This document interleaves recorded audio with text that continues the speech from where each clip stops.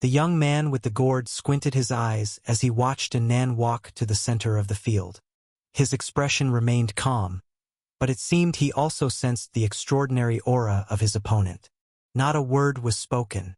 The auras from both of them began to collide.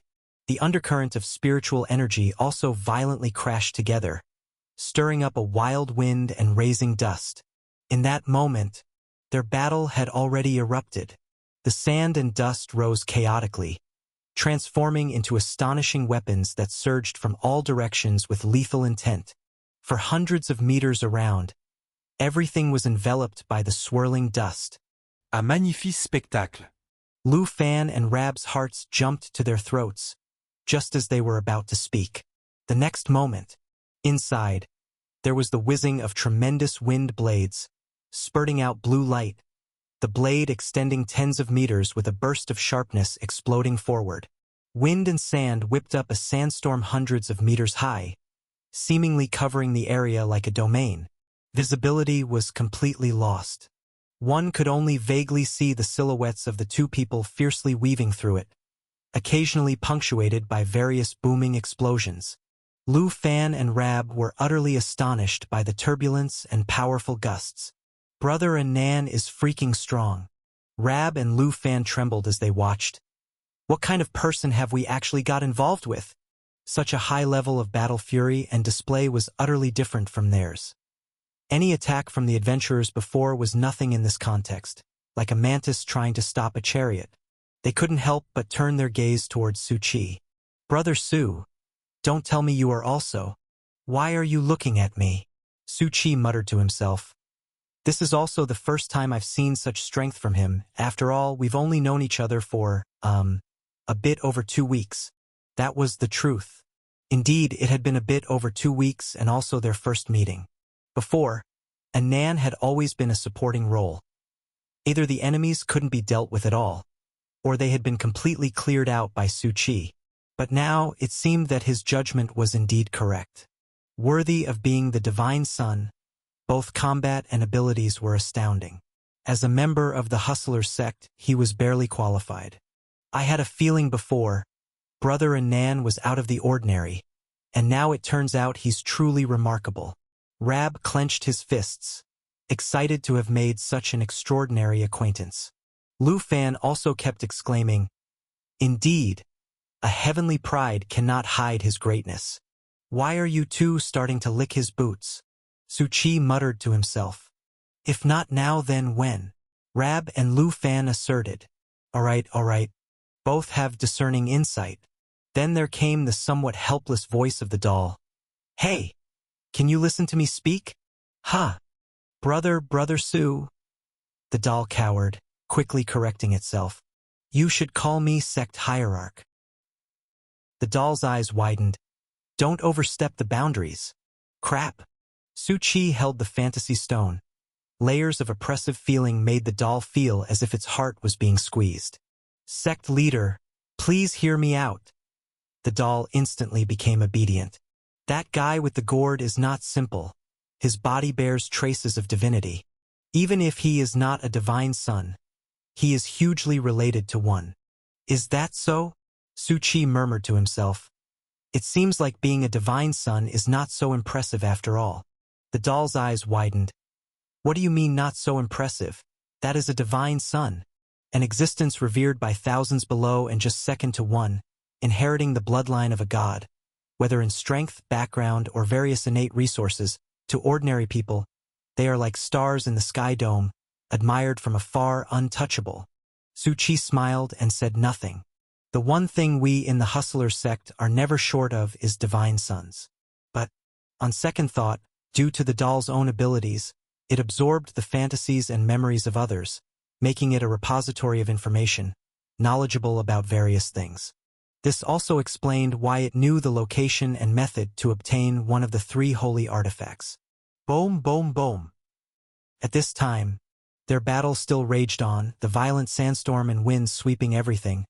Both parties' strength clearly far surpassed that of an ordinary 7th rank, and were not at the level of this ranking. The constant booming sounds kept erupting, with no one knowing the exact situation within.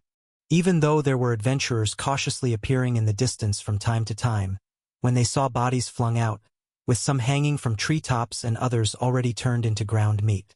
Seeing such a terrifying sandstorm and inside it, an outburst of spiritual energy clearly not on the same level as theirs, they immediately abandoned the idea of staying and left post-haste.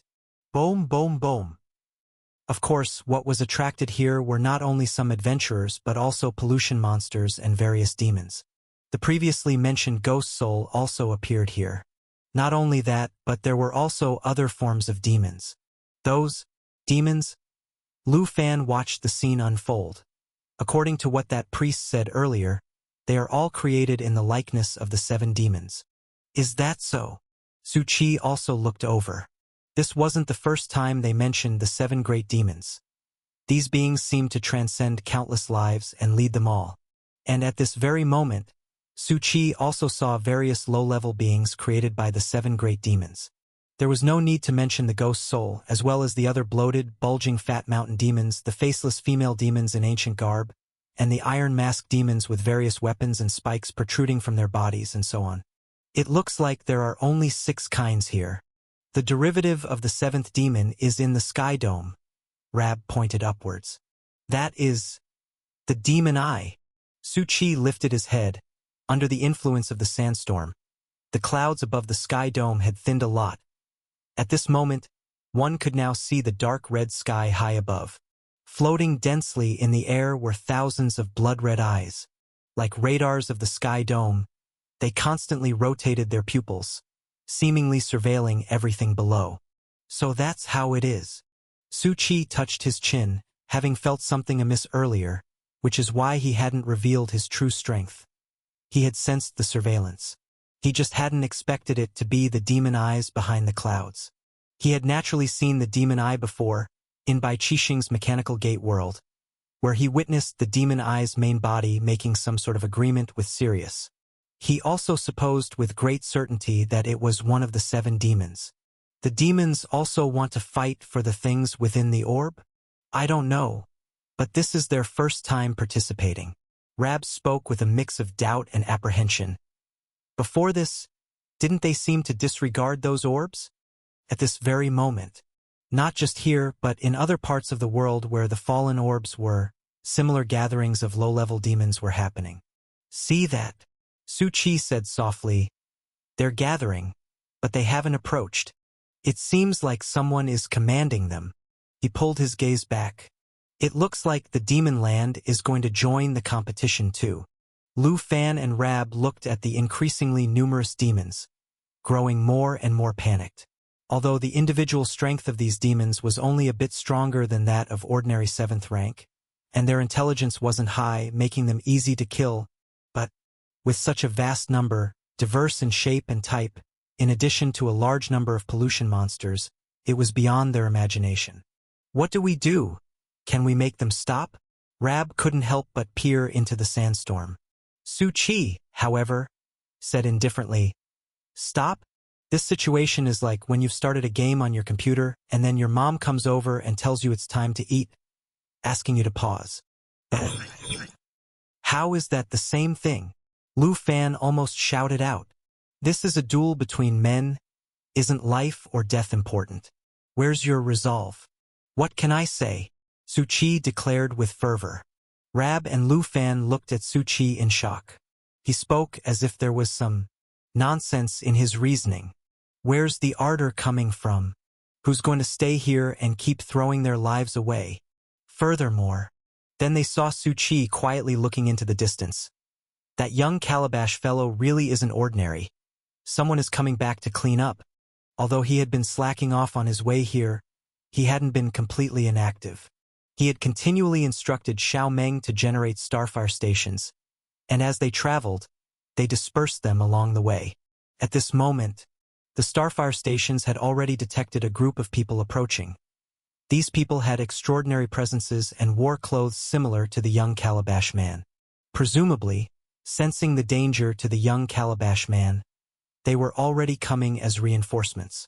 The demons were gathering in greater numbers, already starting to burst forth with low growls, shaking their eardrums painfully. They weren't waiting any longer but looking up at the sky dome, where the demon eye emitted a blood-red light, seemingly conveying orders through its gaze. The low-level demons and a host of pollution monsters were already on the move. Here they come. They're going to make their move. Various dangerous strengths were starting to prepare to break through. Yet Su Qi still hadn't moved. His eyes were set behind them. Don't rush. They're also here. The next moment, boom! A multitude of splendid lights came from afar, like precision-guided munitions, heading straight this way. All sorts of pollution monsters and low-middle-level demons were utterly shattered. Lu Fan and Rab watched this scene in shock. The monsters they feared were being destroyed so easily. And at the same time, a group of more than 10 people was flying in from the sky. Each one of these people bore a calabash on their back, just like the young man from before.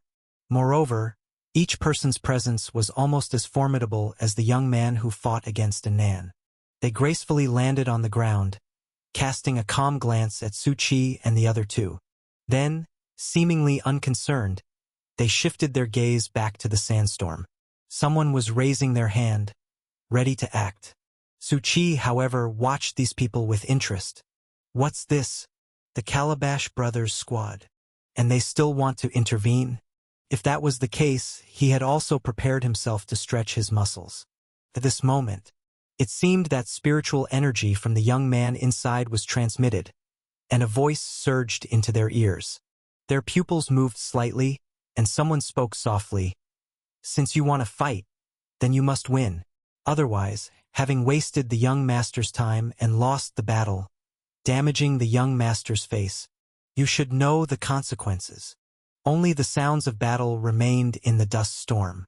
They did not make another move but shifted their gaze back to Su Qi's direction. Question mark. Su Qi looked at Rab and Lu Fan. Why are you raising your hands? Surrender, to signal we have no ill intentions. Su Qi gave a thumbs up. Reasonable. The others seemed uninterested in the three of them and quickly withdrew their gaze, everyone standing still with their sleeves fluttering. What's the background of these people? Su Qi curiously asked the doll. The doll spoke in an aggrieved tone. I'm not an omniscient being, but since they mentioned young master like that young man, it suggests, as I thought, they are the protectors of a divine son. Su Qi withdrew his gaze. Now that they had reached the core land, it was indeed time to encounter various divine sons, young masters, and powerful forces. Although they were currently on the edge of the world, it was enough to terrify many ordinary adventurers with just a layer of status. Not to mention, near the demon land where countless people gathered. The various struggles and slaughter there were probably 100,000 times more intense than here. It was a stage where only the strong could stand. However, Su Qi was in no hurry. The direction the doll pointed to was actually the location of the demon land. He would eventually get there. Moreover, the doll was not an honest thing. He had even complimented it for its simplicity before, but its previous words hid a lot, including its own identity. At this very moment, the battle between the two sides grew even more intense, with loud booms constantly resonating, and the burst of spiritual energy was one wave after another, far exceeding the previous limits. Despite the intensity, they all knew that the closer it got to this moment, the more likely it was time to distinguish victory from defeat. Lu Fan and Rab looked at the dust storm with some tension. Although winning or losing seemed unable to change the current situation, they still hoped Anan would win. Boom! The dust storm now underwent some different changes. It weakened more than before, and various rocks and sand crazily scattered. A gale burst forth like a blade within it. Vaguely, the figures of two people were beginning to emerge into view. And the next moment, puff! Someone grunted, and blood spurted out. Then, two figures clashed fiercely, and then both were sent flying. The 100-meter dust storm at this time exploded like a burst, the howling wind sweeping out. Carrying the yellow sand, it lifted huge ripples. Who won? Lu Fan and Rab stretched out their hands, trying hard to block the wind and sand, and shouted. Su Qi didn't speak, just slightly curved up the corners of his mouth. Slowly, the wind and sand dissipated. In the huge messy pit, a Nan, with a body full of scars, stood there, and the young man with the calabash on his back had already fallen. His consciousness still clear, but despite gritting his teeth, he was unable to get up. They were about to move. Clap, clap, clap. A sound of clapping came. Not bad, really impressive. My subordinate actually lost like this. From a distance, a figure was strolling over. The other 10 or so with calabashes looked at this figure and immediately said respectfully, "Young master." The doll furrowed its brows. "Why do I feel like I've seen him somewhere?" The doll racked its brain as it sifted through its memories. Su Chi squinted at it. It seemed this fellow recognized quite a few divine sons, having acquired various pieces of information along the way by absorbing the memories of ordinary adventurers. But when it came to divine sons, it was a different matter. While it was still racking its brain, the young man with the gourd had difficulty lifting his head. "Young master, sorry. I lost. It's okay." The young master had an extraordinary demeanor, and everything about his attire appeared to be of immortal level. He calmly looked towards Anan. Anan also looked back at him calmly. The next moment, the young master suddenly disappeared from his spot and fiercely appeared in front of Anan, then extended his hand. But the instant he reached out his hand, another hand calmly held his. The young master suddenly paused, lifted his head in some surprise, and looked at Su Chi's figure, squinting quite fast. He had noticed these 3 people earlier, but the aura of all 3 seemed quite ordinary, and he assumed they were just ordinary 7th-rank adventurers. But unexpectedly, this person was so fast, instantly matching his own speed. Although he didn't know if it was due to equipment or an ability, being able to keep up with him was also enough to be self-congratulatory. However, the young master softly said, "You're mistaken. I was not intending to fight him, but to heal him. I prefer fair fights, and if he had won, I would have rewarded him." "Is healing your form of reward?" Su Chi lightly revealed a trace of a smile. "No need for that. I'll handle this." The young master glanced at Su Chi, softly withdrew his hand, and said with a muted laugh, "Sure." He saw it as a reward, but if the other party either didn't accept it or felt it beneath them, it was none of his concern. He slowly stepped towards the young man with the gourd. "Achi, young master." Achi struggled to lift his head. This failure should normally have resulted in a punishment. The young master softly said, "However, now is not the time. Get up. I'll heal you first." He calmly looked towards the sky dome. "Those guys will be here soon. Having such an undignified scene here is rather unfitting." With gratefulness mixed with shame, Achi said, "Thank you, young master. I promise there won't be a next time." A small gourd floated up from the young master, containing what seemed to be treasures of heaven and earth. The next moment, a large amount of healing, vital liquid flickered, heading towards Achi. In the blink of an eye, all sorts of injuries on Achi's body began to heal, visibly fast. "Healing elixirs," the doll said with a hint of envy. "That's really lavish, to so easily use it on a subordinate." You see, in today's world, there was no lack of various offensive and defensive weapons and tools, but healing severe injuries were very rare. Severe injuries of different ranks each required different levels of healing items, and being able to recover that swiftly almost guaranteed a huge advantage in battle, making such elixirs extremely valuable. Looking again at Su Chi, Su Chi pulled out a band-aid. "For now, make do with this." "And Nan, my injury is as big as a bowl. Can this tiny band-aid even cover it? And does it even work?" But when Su Chi slapped the band-aid directly onto Anan with a snap, Anan winced in pain, but the next moment he suddenly paused, feeling an extremely warm flow filling his body. Almost in the blink of an eye, his injuries had completely healed. Broter Su. He looked at Su Chi somewhat shocked. Was that just... Su Chi had already risen to his feet, softly saying, "Put this treatment on your tab." Question mark. This band-aid was actually a transformation of the white key. He had previously witnessed how the white key, like the immortal bean, had the ability to instantly heal all injuries. And this time, although the black and white machine had exchanged a large number of white keys, due to the consumption of the lottery changing in an arithmetic sequence, there would always be some white keys wasted. Thus, after leaving that black and white world, the white key successfully transformed into an item that could instantly heal various injuries, and 5 white keys could be exchanged for 1 healing item once. Therefore, after so many draws, Su Chi still had about 30,000 white keys left, which meant he still possessed over 6,000 such healing items. Of course, why it became a band-aid was just to allow use according to one's whim. Clearly, both the young master and Anan knew. Anan was somewhat moved, though the latter comment about putting it on the tab somewhat dampened that sentiment, but perhaps it was a joke. The young master just glanced and then pulled back. He only had one comment: wasteful. Such things that instantly recover all injuries were rare treasures, originally just the remnants from the last exchanged white keys, coming to only about a dozen or so. Using it here was truly irrational. At this time, inside the pit, the iron-wrapped light orb had already dissolved during the fight between the two men, leaving only the lonely piece of iron lying there. This thing. Anan glanced over. You guys surely didn't come for this piece of iron, right? He discerned that these people all had backgrounds and powerful resources, and the young master, adorned in items of immortality, naturally wouldn't care for this piece of iron. The young master only gently smiled. Of course not. Just agreed to meet here, that's all. I don't care for that thing. You can take it, or give it to this protector by your side.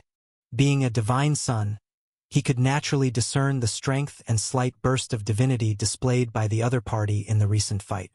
And seeing Su Chi's destructive behavior, it was easy to deduce that this ordinary-looking young man beside him might be the divine son's protector. And Nan? He glanced at Su Chi and was just about to deny it. Su Chi's voice came through. Just like that, don't deny it. And Nan felt somewhat helpless and simply held back his words of denial. Although he didn't know what Brother Su was planning, he didn't need to ask. He just had to cooperate. Ask him what he meant by the arrangement he just mentioned, Su Chi said softly. And Nan paused, looking towards the young master. Your Excellency, since you are not here for this fallen ancient relic, why then are you here? The young master chuckled lightly and did not directly answer. Instead, he looked towards the sky dome and said, They are coming soon. In the distance, above the sky dome, strong presences were faintly making their way, and the figures of more than a dozen people were appearing one by one at the horizon. And Nan furrowed his brows and immediately realized, Brother Su! Yes, they are all divine sons, young masters, existences of the top-tier races, Su Chi said as he watched the scene, revealing a slight smile. Indeed, this world was not as boring as he had imagined. The current struggle in this world, the so-called opportunities, resources, we are not lacking any of that, the young master said calmly. What we lack is the chance to become the god of the future. As soon as he spoke, Rab and Lu Fan's eyes widened, their bodies trembling. And Nan's pupils also dilated slightly. Such great ambition. Although one could become a divine son, it did not guarantee becoming a god. This was a chasm that had annihilated countless individuals. Even the 7 spirit kings, who represent the zenith of the present world, were striving with all their might to attain divinity. Not to mention them who were not even extraordinary. Although you appear somewhat down and out, since you are a divine son, then you might have the qualifications to participate. The young master said softly, In our council. Boom! Above the sky dome, many figures had already reached this coordinate point, and many of their subordinates' weapons were stained with blood, apparently from easily slaughtering a multitude of low-level demons along the way. From every direction, large squads were assembling, each with an aura not inferior to that of Ah Chi. And likewise, it was also easy to discern who the most important person was among them, as the aura, attire, and temperament combined with divinity completely set them apart from everyone else. Su Chi looked over. And at this moment there were already nearly 20 small teams, which meant nearly 20 divine sun-like beings had gathered here, each backed by significant power and influence. They looked at the young master with interest, eventually letting their gaze land on Anan, whose divinity from the recent fight had not yet faded. "Who is this?" "Someone I met by chance." The young master gently smiled, looking at Anan. "Your name?" "Anan?" Anan replied, having seen grand occasions before. He gently uttered 2 words, his demeanor causing the others to squint slightly. "So, Brother Anan, would you like to join our council?" Anan saw Su Chi's bright smile and silently grumbled. Did he even have a choice in this? Their own sect hierarch was already exceedingly interested. "I can," Anan said softly. "Then wait by my side for now. The people are still not all here," the young master said, smiling. Anan gently nodded, and Su Chi looked towards Lu Fan and Rab. "You too." Lu Fan and Rab, already incredibly nervous, shivered when they heard Su Chi's voice. "Come stand here. You are now Anan's protectors. Don't lose your spirit." Lu Fan and Rab wanted to cry but had no tears. "Divine Gold.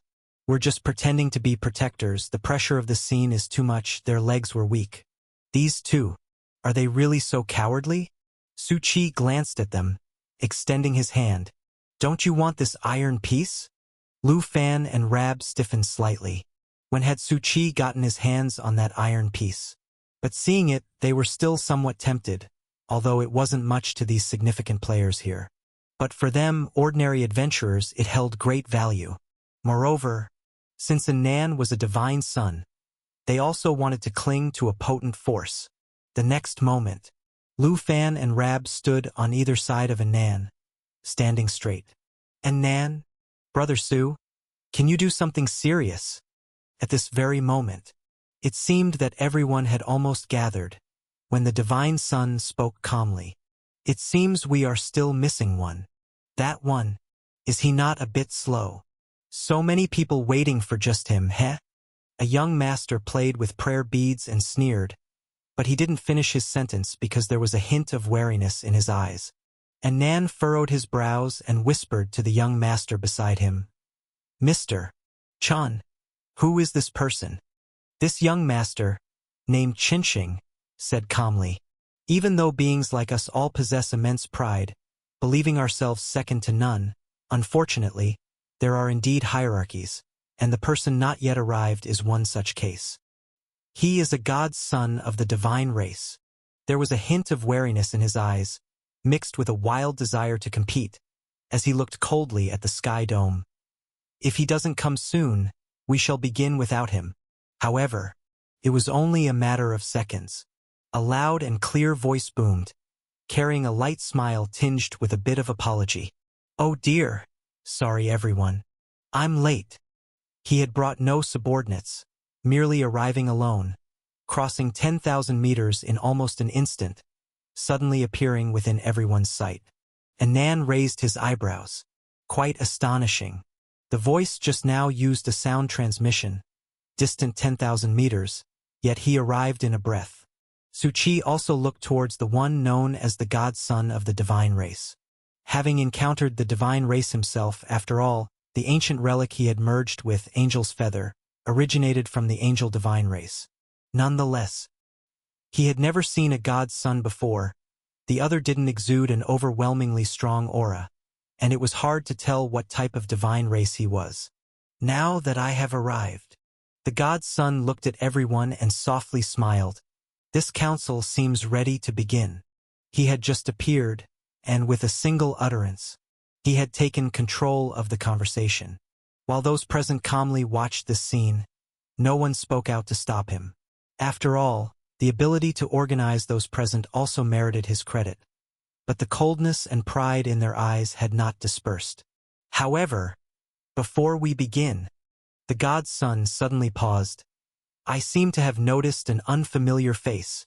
His gaze turned towards Anan. "May I ask who you are?" Anan also looked towards him, his eyes calm. Anan, a newly joined divine son.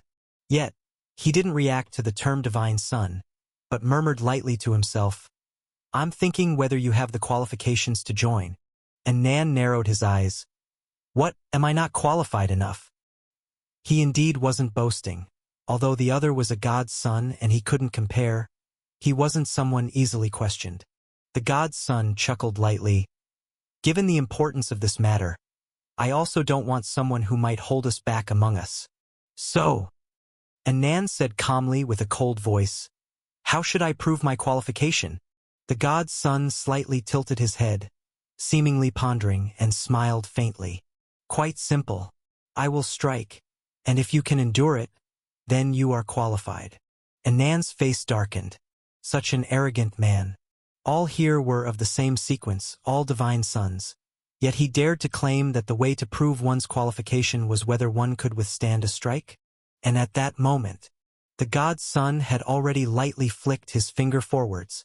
The next moment, in the sky dome, there flickered lightning, forming a terrifying long sword of thunder. Intent on destroying everything, it plunged from the sky dome downward. And Nan's expression changed dramatically. Such immense strength, such shockingly abnormal abilities. The reason the divine race could tower above others lied precisely in their terrifying sequence, which yielded various powers that were simply astonishing weapons. As for the divinities cultivated on their own, though their bloodline gave birth to natural divinity, they still couldn't compare to the divine race. Everyone else also looked on at this scene, a flash of wariness in their eyes. Qinsheng, too, remained uninvolved, neither acting nor speaking. This was the other party's affair, and whether due to their pride or status, they needed no one else's help. To do so would have only resulted in a complete loss of face.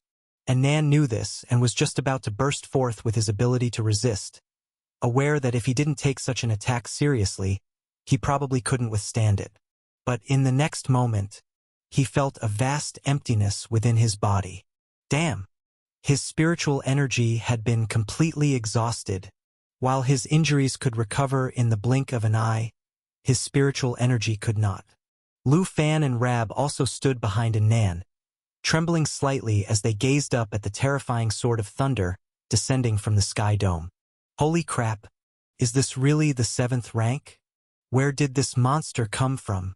Su Qi, however, laid a hand on their panic-stricken bodies. "Don't move around. Stand up straight." He smiled softly. "And Nan, you too. Keep your cool. Leave the rest to me." Su Qi took a step forward, walking out. The audience narrowed their eyes slightly.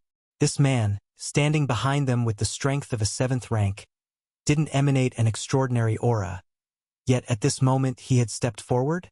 Su Qi also extended his hand, nonchalant just like the son of the divine race, smiling as his 2 fingers slightly raised.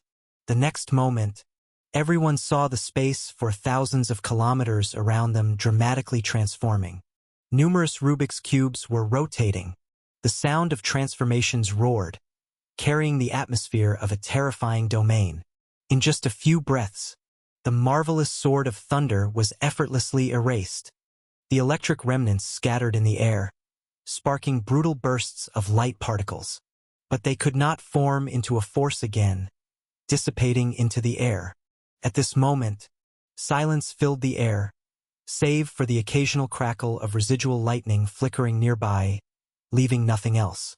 Countless people fell into silence. Those divine sons, young masters, their pupils slightly constricted, turned their gaze towards Su Qi. And Su Qi merely lightly brushed the dust off his shoulder, saying with a smile, "Apologies, our divine son thought such a trifling attack wasn't worth responding to. I'm enough." Afterward, Su Qi calmly returned to Nan's side. Having dealt with matters, he concealed both his skills and reputation. Everyone took a deep breath, remaining silent. But the son of the divine race squinted at Su Qi with tremendous interest in his eyes, though slowly his gaze shifted back to Nan. "Not bad. Congratulations, you've earned the right to participate in the council." And Nan nodded calmly, though his heart was already in shock. Brother Su, to be so freakishly powerful. Although he had seen Brother Su take action before, there hadn't been much real fighting. Mostly it had been relying on the rules of the Big Escape, using various equipment to slaughter through the night demon tide. He knew Brother Su's strength was good, but he had never anticipated it to be so formidable. Moreover, Su Chi, when you show off, could you please not involve me? Now, he had become the target of everyone's arrows. Everyone was looking at Anan, filled with various suspicions. Even the protector nearby was so powerful. Just what was the identity of this divine son? Anan wanted to cry but had no tears. So now, let's begin. The son of the divine race smiled lightly. Young Master Kong Tian, please. The person known as Kong Tian nodded calmly, then snapped his fingers and softly said, "Do not resist." A twisted space immediately unfurled over them. The people did not resist and were taken inside.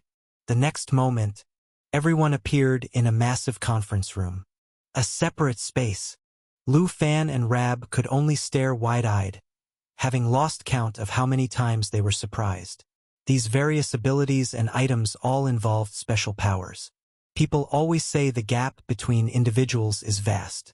Having seen it for themselves now, it was far more shocking than just hearing about it. The council space filled up, as everyone took their seats and the protectors stood around. "Welcome everyone to," the son of the divine race said with a lithe smile, "the council of the god of the future."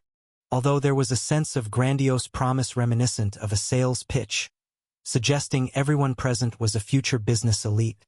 The people below each flashed eager eyes, with ambition burning in them. You all know, the present world is about to undergo massive changes, and the confrontation between the Abyss and the God's Palace is merely the start of an ancient recovery. But what's most important is, the son of the divine race paused, a corner of his mouth curving into a smile, as he looked over the assembly. A chaotic era is approaching. The present world will fall into chaos. All restrictions will be lifted, and new rules shall descend. The pathways to the divine position will also open. With this statement, it seemed to contain a wealth of information, yet many in the audience did not show surprise. Su Chi watched this scene unfold. As expected, these individuals seemed to know more than imagined about the end of this prelude, about the future changes the present world would undergo. They had their own foresight. "So," a young master tapped the table lightly, speaking calmly. "Speak plainly. What's this news about the future, and what exactly are we to do?" The son of the divine race had orchestrated all this, contacted those he deemed worthy, and the single piece of news he revealed to them was, that is, by allying with him, one can secure a corner when the future descends. If it were anyone else, they would undoubtedly refuse, but the son of the divine race before them surpasses them in both strength and background. Moreover, they noticed that it was not only this individual who was gathering allies, but other existences from the divine race were also doing the same thing. This is indeed an opportunity to compete for the great changes of the future. The son of the divine race mysteriously revealed a calm smile. "You can count on me. I don't like beating around the bush." He gently lifted his hand.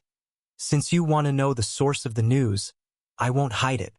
You also know the divine race is a very special race, because we are recognized by the legendary World Tree on the sequence path." World Tree. Su Chi's eyebrows twitched, and could it be related to the divine race? And that mention of an acknowledged sequence path, it seemed to hold countless connections. "So," the son of the divine race smiled evenly, gazing at everyone with eyes that were quite profound. "Our divine race can understand all the changes in the present world more clearly than you can." Everyone was subdued by these words, their expressions somewhat silent, yet no words of objection arose, because it was the truth. The World Tree is a truly legendary existence, and they too had various guidebooks left by their ancestors from the upper tiers, knowing that the core of the war between the Abyss and the God's Palace was because of the World Tree. However, the vast secrets involved, their ancient backgrounds, and the powerful protectors behind them had not disclosed anything to them. It was unclear whether it was because of taboos, or because their current strength did not qualify them to understand. But each of them was clear about the legend of the World Tree. The son of the divine race looked at the expressions of the people, which slowly turned grave, his gaze becoming increasingly deep, sparkling with an odd light. It seems you've all got a notion. He stretched out a hand and pointed. The next moment, a projection slowly appeared, displaying a book flickering with holy light. This is an important object among our divine race, the Book of God. Although what was in front of them was only a projection, not the actual object, the reflection of its radiance could still be seen in everyone's pupils. They knew this object was made from a section of the World Tree's bark, infused with the power of the World Tree. It was a gift connected to the sequence path of the divine race with the World Tree, and the World Tree itself is an infinitely mysterious being. It was only possible for those mighty powers to create diverse powerful objects. It is said that divine artifacts cannot be made without materials from the World Tree. Of course, these materials are generally the results of the World Tree cycles of reincarnation, the shedding of leaves, shedding dead parts. But the Book of God was different. It contained a strand of the World Tree's will, coming from the divine race which enabled the piercing of heaven's secrets, just like the leaf before, a mere one, which for the World Tree wasn't even the equivalent of a cell, yet it was able to easily guide countless heavenly destiny people. So what exactly is written in that Book of God? Qinsheng spoke solemnly. Now that the other party had brought out its projection, it was indeed extraordinary. The son of the divine race calmly revealed a smile, the projection of the Book of God slowly glowing. In the Book of God, there is news shared by our race's powers from the Forbidden Land, and that is, the World Tree is undergoing a new recovery, and as it returns, all the current limitations and faults of the present world will be slowly mended, and the World Tree will likewise bloom. All the changes it will bring are enough to transform the entire future along with it.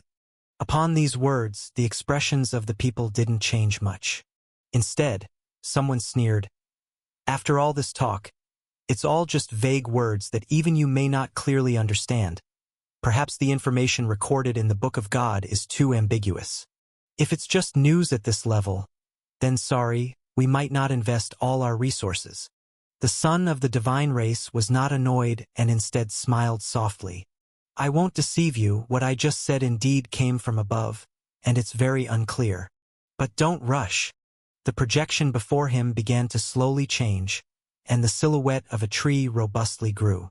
A frenzy of dazzling radiance burst forth. The World Tree will bloom. All rules will change at that time. The only thing the Book of God will guide us to do is to contend for the future. The meeting lasted for 2 hours. The divine son showed his sincerity by revealing a vast amount of information, among which was the confirmation of the blooming truth of the World Tree. Having confirmed this, naturally, no one would refuse such an opportunity. Of course, upon leaving, they would need to go back and confirm with the powers behind them, not worrying about being duped. "Brother Luo, what do you think?" Luo Shinfu said solemnly. "I can't tell if he's speaking the truth. However, before this, you experienced that singularity, and it seemed like the World Tree root had indeed recovered. That part should be true." Luo Shinfu's perspective had its limitations. Not that he had limited vision, it was simply, not every moment could he see what Su Qi experienced. After all, as soon as he connected with the old days, he was forced offline, seeing only fragmented pieces of information. Lying? That seems unlikely. Even as a divine son, he wouldn't want to offend so many divine sons. But concealing is inevitable. Su Qi, however, saw everything clearly. The divine son spoke the truth. The World Tree was indeed going to bloom. After all, he had been part of the entire laborious tree-planting social practice. Although it was just a segment of the World Tree root, the blooming and recovery were only a small part of the World Tree's strength, but it was the beginning of a system reboot. In this regard, he did not lie, although he did conceal much. At this moment, people had left the recent council space, the cooperation reached here, the resource deployment, the mobilization of forces in the background, were already beyond the scope of Demon Land. During the burst of all events, within the situation's positioning, contention, this secret could not be completely revealed now. Because there were other divine sons doing the same thing, and what chaotic situations would arise then was unknown. Since we've reached an agreement, the Divine Son looked at everyone and slowly said, "Then, let's prepare, honorable Divine Sons, young masters." He smiled. "I hope to advance hand in hand with all of you." Everyone dispersed. They did leave a jade talisman for contact, after all, these representatives being apex identities of Divine Sons. Acting together would be too conspicuous. Meanwhile, Qinsheng sent an invitation to Anan to advance together. At Su Qi's gesture, Anan agreed. Rab and Lu Fan were rather restless at the moment, feeling numb all over after hearing those messages. It sounded like a massive opportunity to contend for the future, but what did it have to do with them? Any young master extending their resources would mobilize several galaxy systems, hundreds of Sequence 2, thousands of Sequence 3 powerhouses. They were fully aware they were not qualified to participate, merely temporarily pulled in as temporary workers to stand guard. "Brother Su, what should we do?" Anan sent a somewhat anxious message to Su Qi. "Earlier I even signed agreements with them that large amounts of resources must be mobilized for contention, for confrontation." According to the discussions in the meeting, the situation was already very clear. It was the moment the world tree would bloom, also the time of the outbreak between the abyss and the present world. The emergence would become the focus of countless powers' contention. No singular entity could handle all of this alone, which is why numerous powers were already allying. Many Divine Sons, young masters were already in motion. He could now imagine the tensed gatherings and confrontations that would occur then. "It's actually good," Su Qi's calm voice came. "This is a grand stage. Indeed, a grand stage. But..." Anan looked at Su Qi, his tone dismal. "I don't have any resources or people to contribute." Anan was in deep trouble. After all, everything in his background supposedly belonged to the old days, and he didn't even know what the power dynamics in the present world were like. Moreover, when he had entered this world, he simply had no way to connect with the powers of the Wind God now. What if he couldn't bring anyone forth when the time came? Wouldn't that expose everything? Qinsheng looked to Anan beside him. "Brother N, you seem a bit off." Anan forced a smile. "I'm fine." Qinsheng patted him on the shoulder. "Relax. The Divine Son of the Divine Race were aligning with controls the Thunder. Even within their race, he holds a high position, which is exactly why we chose to team up with him. Besides, we've invested quite a bit this time. Vast worlds, control over commerce, rare materials. These elder backers of ours are supporting everything unconditionally." He chuckled lightly. "I feel like we're holding the winning tickets." Just during the signing of the agreement, Qinsheng had noticed that Anan's resources could keep up with theirs, indicating that his background was not insignificant. Anan kept his smile. "I hope so." But in reality, he was already sending a distress message to Su Qi. "Brother Su, what should I do?" "It's a minor issue." Su Qi uttered 3 words lightly. "Brother Su, do you have a solution?" Anan brightened. "This." Su Qi reassured him. "The agreement wasn't signed under my name anyway." Anan widened his eyes. "Just joking." Su Qi smiled lightly. "Don't worry. I'll handle it when the time comes." Anan? By now, he was pushed into action against his will, and it seemed he was directly put forward by Brother Su to play this role. He could only hope that Brother Su truly had a solution. Otherwise, he feared he might have to flee, facing ridicule for a lifetime, or possibly even more severe consequences. Su Qi, however, looked at Anan's uneasy expression and remained quite composed. This fire pit, the stage naturally required Anan, a genuine Divine Son, to step forward. As for people and resources, he could scrape something together. Black Shadow Corps? Meteor Alliance? The group led by Old Huang? Of course, the strength seemed utterly insufficient. After all, others wielded the great powers and mighty existences as a formidable background, likely a collection of extraordinary champions. But on his side, the Black Shadow Corps was left unsaid. Its strength was linked to his, and spiritual power would affect their numbers and growth rate. At present, though thousands of Black Shadows had already formed, only about 2,000 actually had combat capability. Of those 2,000, even less than 500 could be considered elite. The rest were just ordinary soldiers for now. Of course, some were in the land of extreme evil, often staying in the old days, which was why the spirit house was suppressed. Moreover, there was another crucial point, which was the thing in his right eye. The power of the evil god pushed him to the brink, and his spiritual power could hardly attend to that spirit house. However, perhaps once he overcame this obstacle and harnessed the power of the evil god's recent outburst, everything could undergo a qualitative change. In such a case, plus his own imitation of aura and the cooperation in numbers, indeed it would be possible to create real chaos through pretense. As for the authority he would hold during the contest, that would be the Hustlers. I promise to provide a grand stage for everyone who joins the Hustlers. Standing with the Hustlers. I must keep my word. Su Qi sighed. I really am a man of my word. Of course. Su Qi did not forget the main issue, which was the descent of evil god, the recovery and burst of the abyss in God's palace, the conflict between venerables and heavenly destiny people. He had been preparing all along the road, and though there was still a great part of uncertainty, the certainty was the world tree flowering, the competition over powers, and all conflicts involving the abyss and God's palace were tightly interlinked activities. Here it comes again. At this moment, Qinqing and Anan, leading everyone, were flying through the darkened borderlands, and their first planned task was to battle for a holy artifact. They looked up at the twisted vista of the ancient battlefield, reminiscent of the Star River in the Sky Dome, slowly materializing far above their heads. At the same time, like a supernova exploding, a huge orb of light violently burst apart, then fractured into countless points of light, like meteors plummeting towards this world. The whole world could see many scenes akin to a doomsday meteor fall, but this was not the apocalypse. No one was hiding or running away. Instead, many were approaching, engaging in the combat for these points of light. Qinqing, watching this spectacle, calmly said, "The frequency of the ancient battlefield's projection manifesting is increasing, and the power erupting brings a lot of shattered edge fragments. Even though they are all damaged objects, they've sparked such a frenzy of competition. However, this has nothing to do with our objective. We have only one purpose, and that is to find the holy artifact fragment, whether it's an ordinary holy artifact or one of the 3 holy artifacts."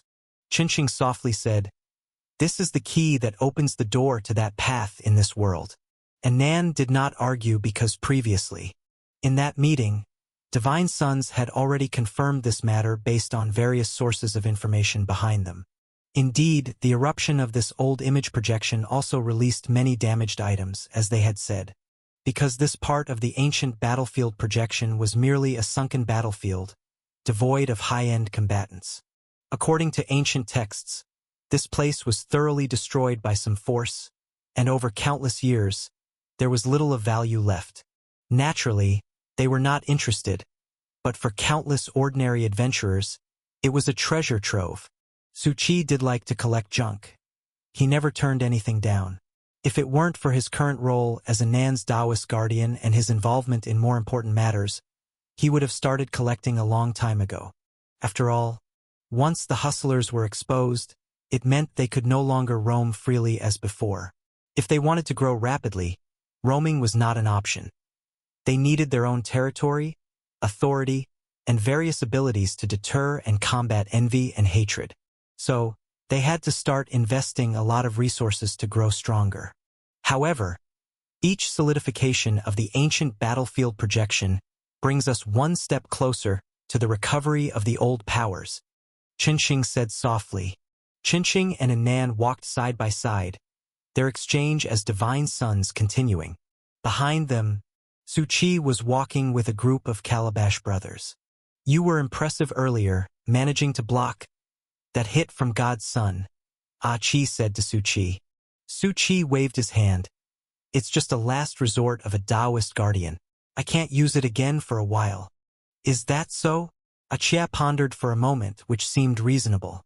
Many Taoist guardians had powerful trump cards in hand, all to protect the Divine Sons. After all, although Divine Sons bore such a title and had infinite potential, They often needed time to grow after their revival. That's why, after his battle with Anan, this divine son, he couldn't help but admire Anan's strength, considering his own was that of Sequence 6, typically stronger than that of a newly revived divine son. Of course, there were always some divine sons who grew very rapidly, surpassing their protectors in strength. That divine son was one of them, and with the enhancement of his ability, he was very formidable.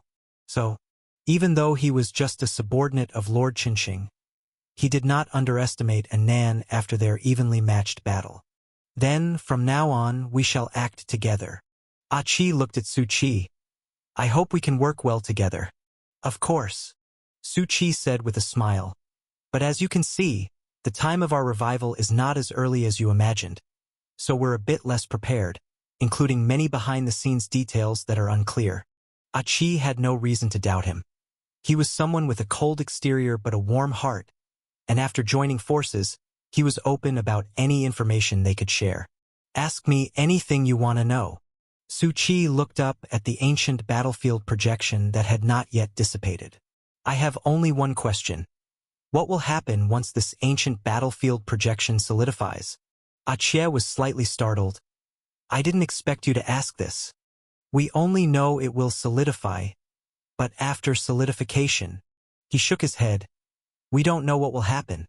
It could be the revival of past powers, or something else. Solidification should be a good thing, right? Lu Fan couldn't help but mutter as he looked at the sky dome. The revival of past powers might settle some of the chaos in the present world. The others looked at him strangely. Why are you all staring at me? Lu Fan couldn't help but shrink his neck. Because what you just said is kind of dumb, Rab coughed. I know that. The ancient battlefield has everything, spirits of the past, demons, strange beings, who knows what will revive. Lu Fan touched his head. Sorry, I just came all the way up from the polluted world. I've seen too much chaos. I just hope things can be a bit more peaceful later on. Don't get your hopes up then. Qi shook his head. The chaos will only grow. And I've heard another saying, that the revival of the ancient battlefield is man-made. Qi pointed to a distant place. Maybe it's related to Demon Land. The holy artifacts mentioned in the previous meeting, they are all part of the information pointed out behind the scenes, saying those are important. I hope we're not on the wrong path. The group continued on their way, encountering more and more powerful demons and pollution monsters. But for them, these were not a big deal, easily slain with a casual strike. Su Qi, however, was looking at the distant sky dome, the dark red glow perhaps more distinct than before, or maybe it was an illusion. The question he had asked repeatedly at the meeting and now, combined with the unsolved puzzles everyone had over their heads, all the fragments of information came together. Su Qi roughly had a judgment. What we can now know is that the message passed down from each person is extremely vague, as if it were unspeakable, a taboo, unable to be spread. This phenomenon was all too familiar to Su Qi. It seemed highly likely to be related to the old days. In other words, those divine sons, their sources of information were beings buried deep in the old days, each one of them a big shot.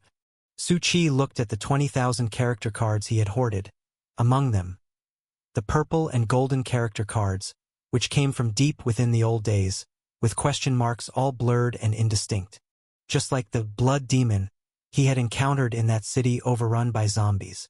Anyway, although things seem to be getting more complicated, they are actually quite simple.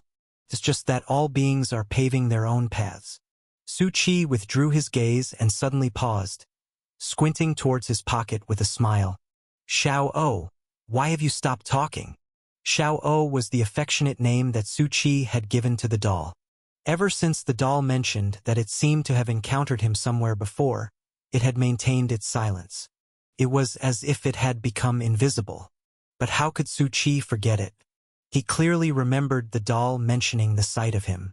A doll wandering in the present world had actually seen a divine son who had not been revived for a year, especially after the appearance of God's son. It had become completely silent, daring not to move a muscle. This was rather intriguing. At the time, Su Qi did not pierce through all of this, but now it was the right time for a pleasant conversation. However, Xiao clearly wasn't feeling pleased. It remained unresponsive at the moment. Su Qi said to himself, "You know what I'm going to ask. Do you really think playing dead will get you off the hook?" The doll still didn't respond. A little bit of no coffin, no tears attitude. That phrase made it feel like he was on the villain's side. Su Qi wasn't in a hurry, just looking into the distance and talking to himself. "Xiao, see that shattered hill over there? Does it remind you of your fantasy stone about to be crushed?" The doll? Why is there a threat in his words? And it could feel its fantasy stone being held by a force, as if to be crushed the next moment. "I was wrong. Brother." It finally caved in. "Don't be violent." "No," Su Qi stressed. "You should call me sect hierarch." One had to say, Xiao was still so naive.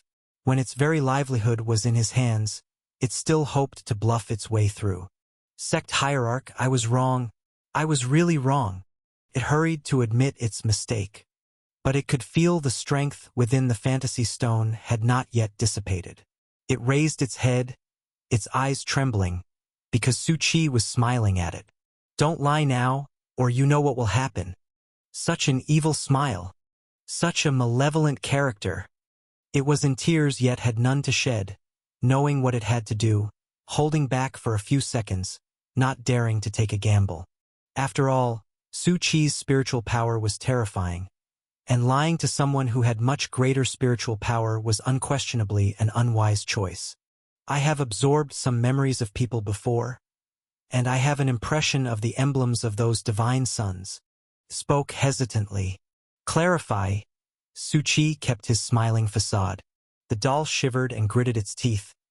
"All right, they are some bigwigs. Probably they're seniors." It slightly raised its head. Su Qi's expression was calm and deep, his smile still there, but it could tell that he was not satisfied. "I can only say so much." The doll's face showed a difficult and wary look. "If I continue, you will encounter unimaginable and terrible calamities. I continue like this, you will encounter unimaginable disasters of horror." The doll's expressions were quite serious, with a sense of urgency, not resembling lies or jokes. Su Qi smiled softly. "Such as ominous." The doll spat out these two words, its face full of horror, as if it was the most terrifying thing. It believed Su Qi must also know about ominous. These two words seemed like the most terrifying causality, a deadly existence that countless people feared. Even the son of the divine race would pale upon hearing these words.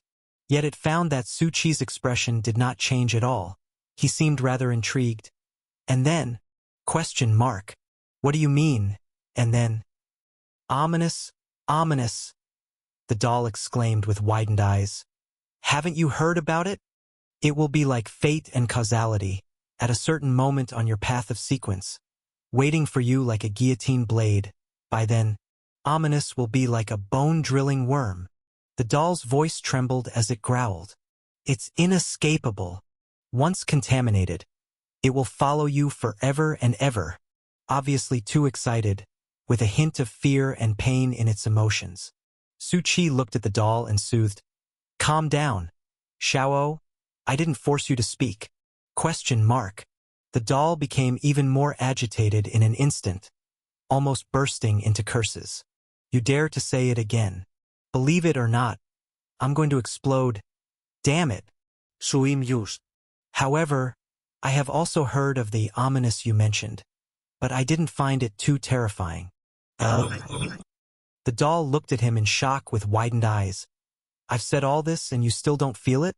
How big-hearted you are. However, since this ominous is targeted at me, you don't have to worry." Su Qi smiled softly. "Just speak." The doll's pupils trembled in confusion. This guy must be crazy. He clearly knows the dangers and horrors of ominous, yet still wants to know more. The doll looked hesitant, but now it realized, whether Su Qi was too naive or for other reasons. It seemed he really wanted to get to the bottom of this. And since it had already warned him, but he still wouldn't let it go, the doll could only divulge. It said. It sighed. "You wanted to know this yourself. Don't blame me." The doll's expression became solemn. I said I had seen those divine sons. Naturally, it's because they represent faith, family crests of divine sect. These things I've seen on some corpses, and those corpses belong to their ancient tribes, followers and such, and that place. It paused, and seeing Su Chi showing no hesitation or other expressions, it continued calmly. We call it the ghost blood world. As soon as these words came out, the doll shivered slightly, and Su Chi also felt a chill. Indeed, there was an unsettling feeling, vague and elusive, as if these few words should not currently exist in the present world. Do you feel it? The doll asked softly. That unsettling feeling. Do you still want to keep listening? Su Chi showed a slight smile. Of course. There's no way to stop a book halfway through. Of course. The actual situation is merely because there's already a lot of ominous accumulated within him. Just now that a bit was merely scratching an itch. The doll softly spoke. Well, then I'll tell you what I know. The land of dark blood is actually the projection of the ancient world that we just saw. It's a world created by the legendary Lord of Blood Demon, Lord of Darkness. Although I know you most likely haven't heard these two names, but I'll tell you, they are the two powerful and terrifying gods from the abyss. You should understand now. Su Chi raised an eyebrow.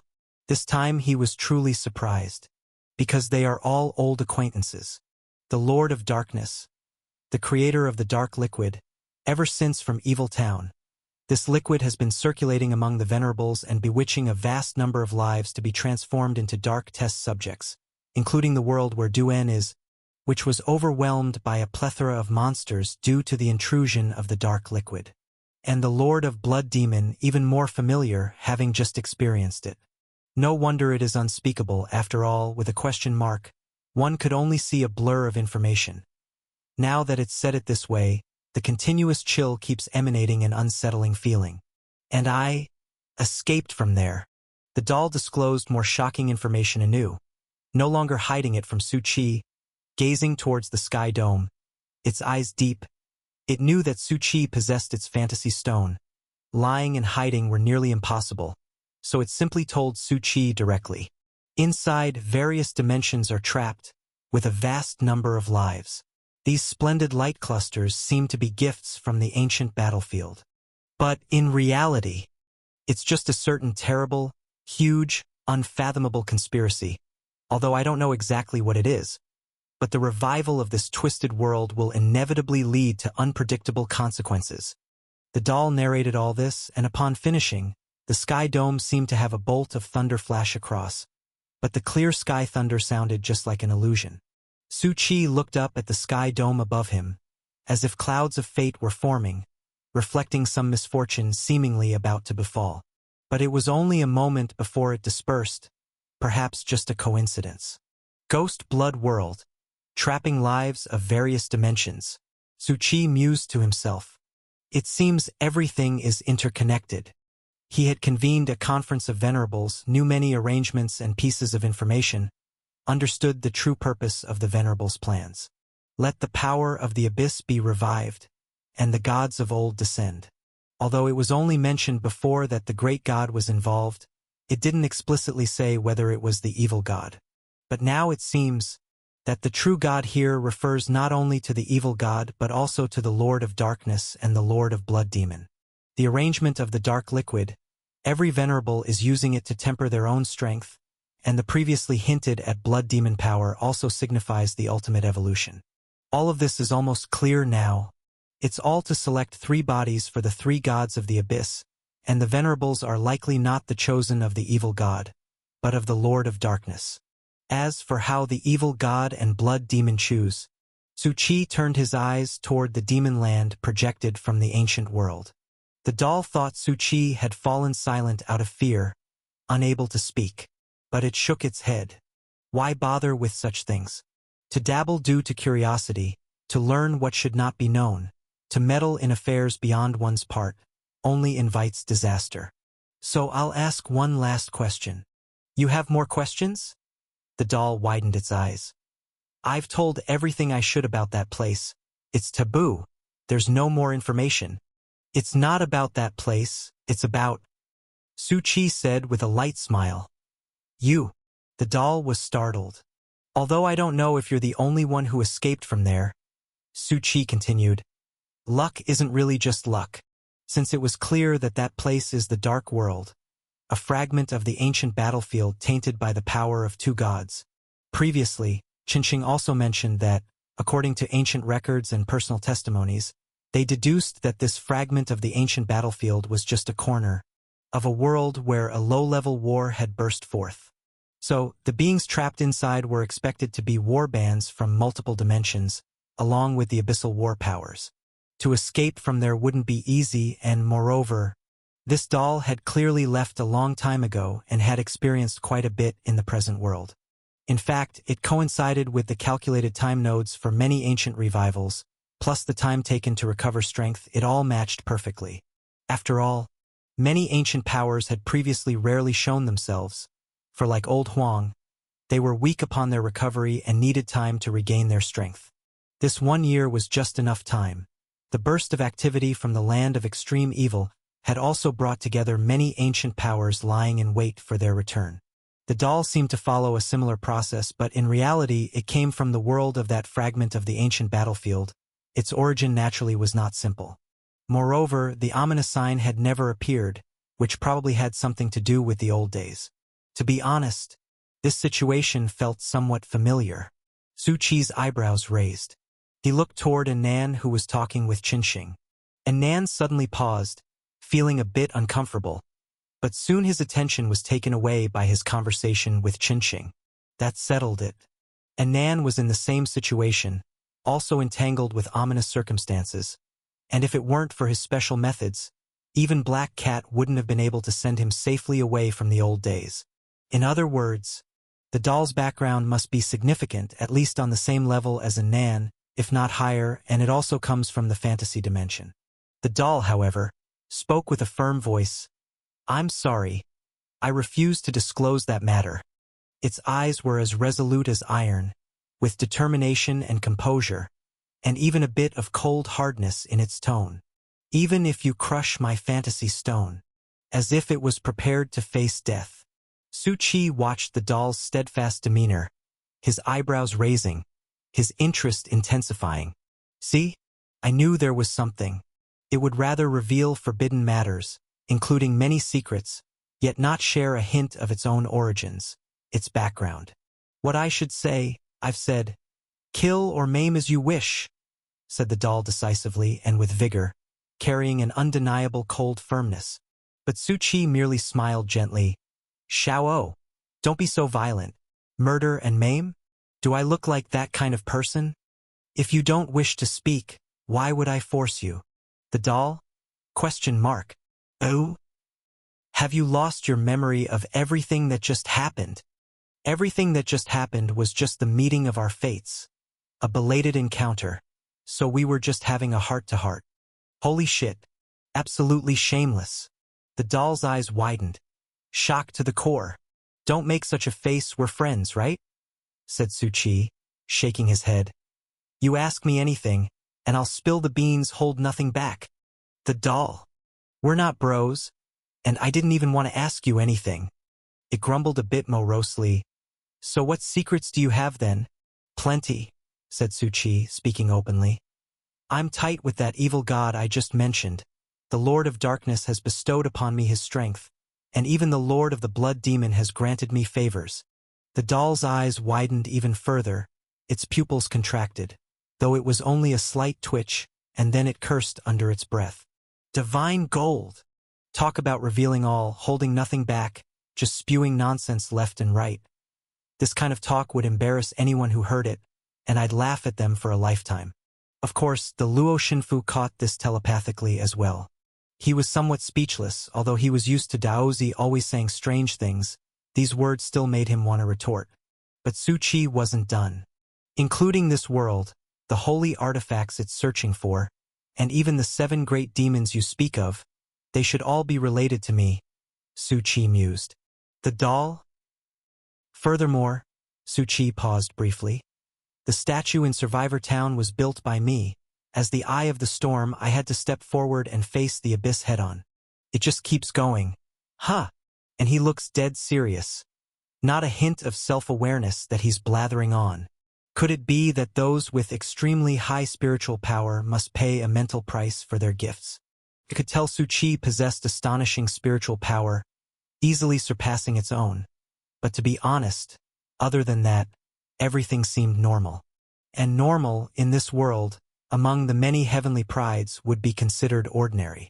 What, you don't believe me? Suikwerk dalip. I believe, oh how I believe. It pressed a paw to its forehead. I'd even believe you if you claimed to be the evil god himself. It was drowning in bitterness, having had enough. So why do you need my guidance to seek out the holy artifacts? Just deal with it yourself.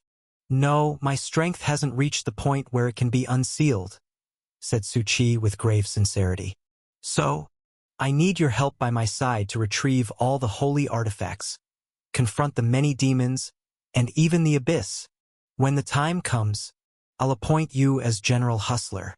That thing you carry, I can help you handle it, Su Chi added with an elusive chuckle. The doll rolled its eyes. Good grief. After a roundabout conversation, it's just nonsense. Basically, asking me for help. Wait. Ugh. What help? I've been coerced, with my fantasy stone completely in his grip. As for that last part, of course, it straight up ignored what nonsense about becoming General Hustler, along with the offer to take care of whatever's haunting it, talking as though it was the gospel truth. This kid, he has no idea the kind of mission it carries. A task it's sworn to protect at the cost of its very life. All right, I've got it. I'm diving back, the doll grumbled. Suit yourself then, we'll talk once we arrive. Su Chi watched the doll settle into a silent, motionless state, and didn't pursue the matter further. These days, even the truth finds unbelievers. Sigh. That's where trust between people is at tragic really. Of course. This was the first time Su Chi had proactively talked like this. The doll's background is complicated, and it might even be deeply intertwined with its own dimension. After all, several dimensions seem to have been plundered and destroyed. The immortal path and mechanical dimension are such examples. And the fantasy dimension, if it still exists, and this mysterious doll in front of him still carries a mission related to it, then its identity is somewhat foreseeable. Sui guest. The doll was a being sent out from fantasy country with much effort, bearing an uncommon mission, although its strength and temperament didn't seem to be outstanding, not quite fitting the sort of divine son or strong figure Su Chi had come across on his journey. However, this ability was extremely special. That fantasy stone could actually absorb other people's fantastical memories. Moreover, that was just the surface. When Su Chi obtained the fantasy stone, he immediately had Xiao Meng start to analyze it. He found that ordinary analysis had no effect on it. Something seemed to be protecting it. So, Su Chi directly had Xiao Meng use the Heart of Divine Weapon, activating overload mode. Utilizing the core power of the Heart of Divine Weapon, Xiao Meng could achieve a very high priority, allowing breakthroughs in many unanalyzable and unprobed things. And now, Xiao Meng had just finished a preliminary analysis, presenting a set of holographic data to Su Chi. Master, this includes not only a part of its own power, but also other. It's a vast amount of information, chaotic, tedious, without logical and strong connections, much like all kinds of fragmented information that's wildly imaginative. Su Chi stroked his chin. This should be the fantastical memory it spoke of previously, having said it could absorb fantastical memories into it. Although it impacts the other party, causing them to lose a bit of related memory, it wouldn't have too significant an effect. This was also the core strength of the doll. But this fragmented information is quite strange, Master. What's strange about it? There's too much. The information contained herein is immensely vast. So vast that it's not an amount one person can bear. If converted into data, it's equivalent to the information of 30 worlds. Question mark. Su Chi's eyes showed a hint of interest. 30 worlds worth of information? This indeed surprised him. Information, in another sense, could also be called traces. Normally, if not an extraordinary sequencer, traces on someone cannot be considered world-level. To reach world-level information, or what's known as traces, one must step into the extraordinary. And yet, it possessed traces of 50 worlds. That was clearly not right. To know that although Xiao Meng was analyzing with the heart of divine weapon, recording a large amount of world information, it was not carrying but recording, merely a replication of traces. It was a means for this kind of intelligent life to enhance its computational power. But the doll wasn't the same. Its fantasy stone was absorbing others' fantasies. Others would lose that part of fantasy. In other words, it was devouring other people's traces and collecting these traces into the fantasy stone. Su jest gaze sharpand. This behavior, while seeming not too special, but in fact, throughout history, from all that Su Qi knew, traces had no way of being collected, absorbed, or stored. Only by experiencing it for oneself, expanding fame, increasing faith, moving forward on the path of series, etc., could one increase traces. This was also why countless people in the old days persisted. Why previously the Black Cat wanted Nan to leave. It was because their traces could not increase. Every minute and second, as long as they were in the old days, was consumed by the old days. And deep in the old days, traces were even more elusive. Countless ancient beings entirely lost their bearings, like sand grains deeply buried on the ocean floor without any disturbance. Finding them from the ocean's surface was undoubtedly as difficult as ascending the heavens. And traces were the most important thing within the old days. Thus, its ability to absorb traces was outrageously and astonishingly incredible. It could be called a bug. Once word got out, it would undoubtedly cause a huge uproar and attract countless people's covetousness and contention. That wasn't surprising. When Su Qi previously asked about that world, it knew everything. But when asked about itself, it acted as if it had been offended at a fundamental level, as if absolutely resigned to death. Relatively naive worldly experiences, not strong strength, possessing a mission that doesn't match, or maybe because of its special ability, or perhaps it even carries the core strength of fantasy country. Su Qi was quite good at inferring, of course. His inference was often based on known information, making rational and bold guesses. To know that within the 12 dimensions, each dimension had a core, like the heart of divine weapon and immortal path steel.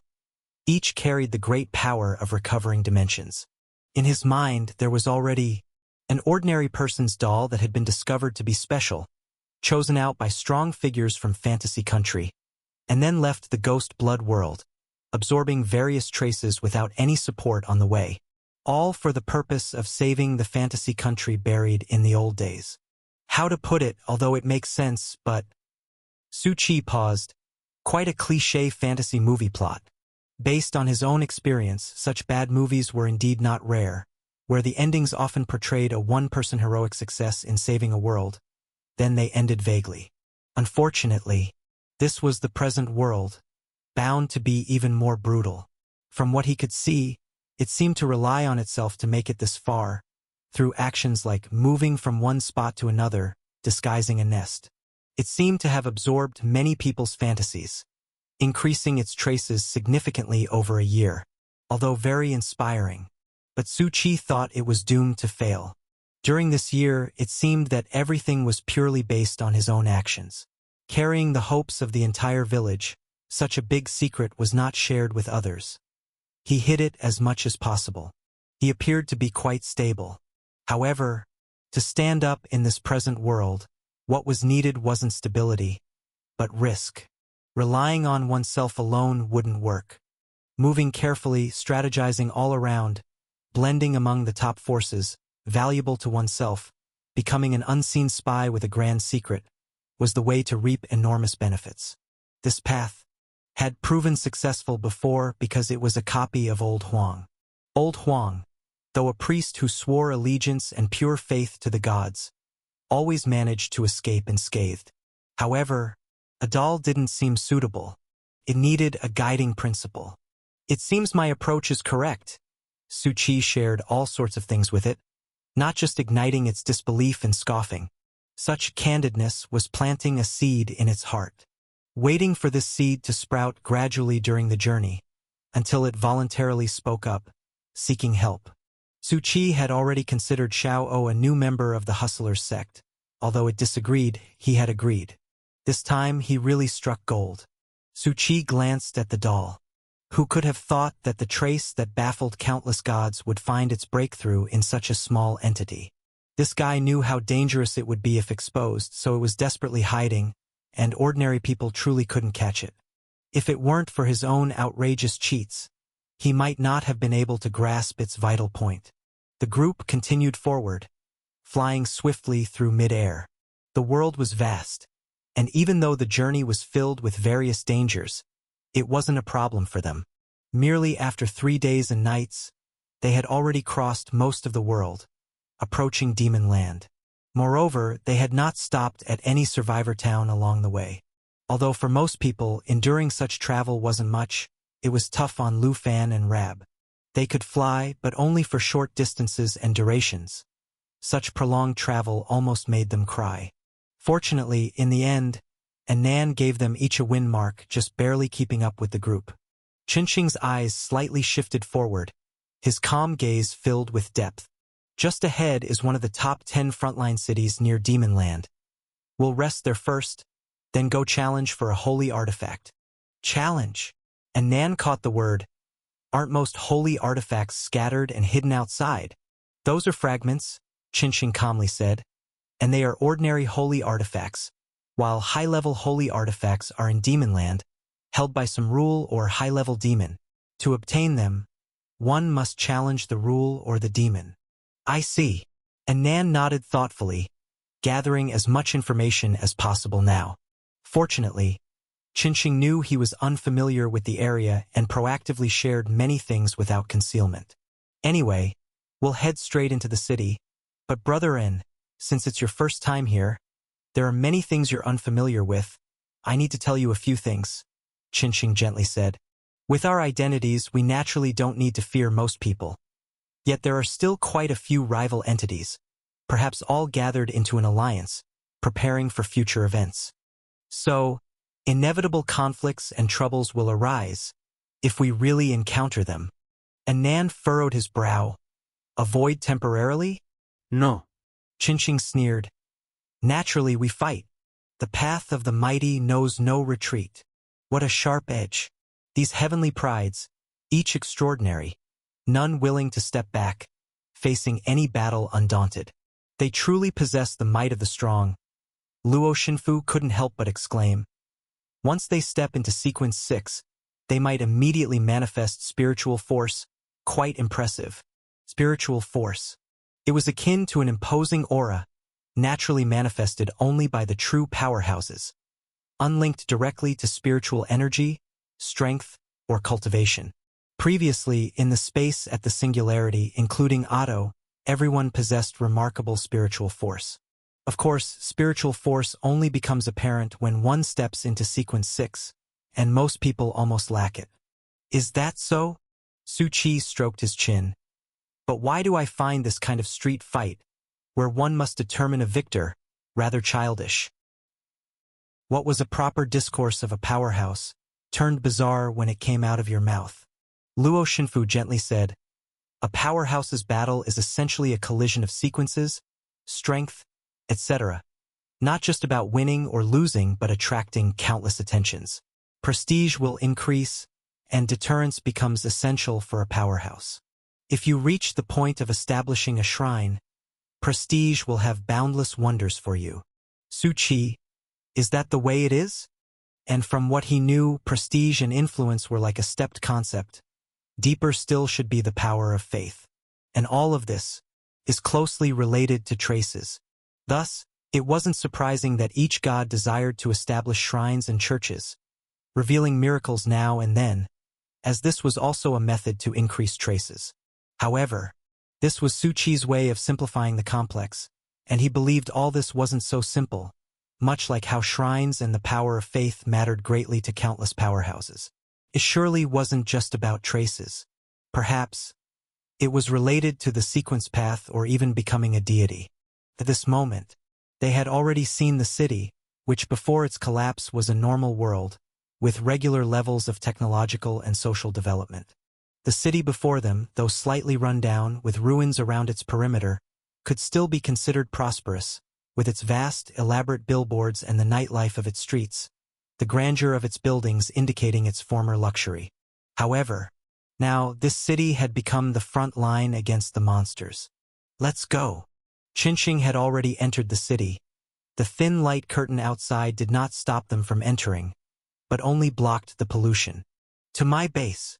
These divine sons naturally had their own corners in the city, and other subordinates were stationed here as well, ensuring various resource supplies for the divine sons, support, etc. Thus, to the ordinary people witnessing this scene, it would only invoke despair, as if no matter what methods or efforts, they could not compete with the powerful. As Qinsheng entered, a few people carrying gourds had already come out to greet him. "Young master, how's the situation now?" Qinsheng asked indifferently. According to our probe, a large number of divine sons, heavenly prides, and spokespeople of major forces have been summoned by the God's Son and have formed different groups. Whether these groups have alliances, whether they are friends or foes, remains to be discussed.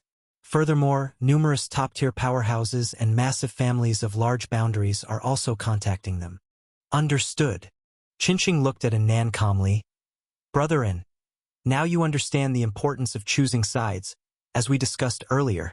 The pyramid is a very interesting structure. A single movement at the top will pull everyone at the bottom into motion. Qinsheng nodded slightly. This world always revolves around the pyramid's apex. Anan nodded slowly. I understand, from top to bottom, everyone is forced to choose sides. Otherwise, they won't even qualify to participate. As the God's Son calls, divine sons, young masters, and top-tier forces respond. Major powers likewise select their positions. As these forces make a move, many more adventurers will also follow these forces for a chance at their share of the spoils. This is the cruel reality of the pyramid. Those who wish to escape the pyramid will be crushed to dust, like pebbles among stones. High-level holy artifact. It wasn't there. But this was just a speculation. Thus, snap! Su Qi stretched out his hand to press on the door, causing a crisp sound as he pushed it open. You really are careless. Qi leaned against the wall. Your divine son and young master are exchanging secret codes and contacting other divine sons, exchanging intelligence, yet you went out for a stroll. At that moment, they had already entered the stronghold previously established by Qinsheng.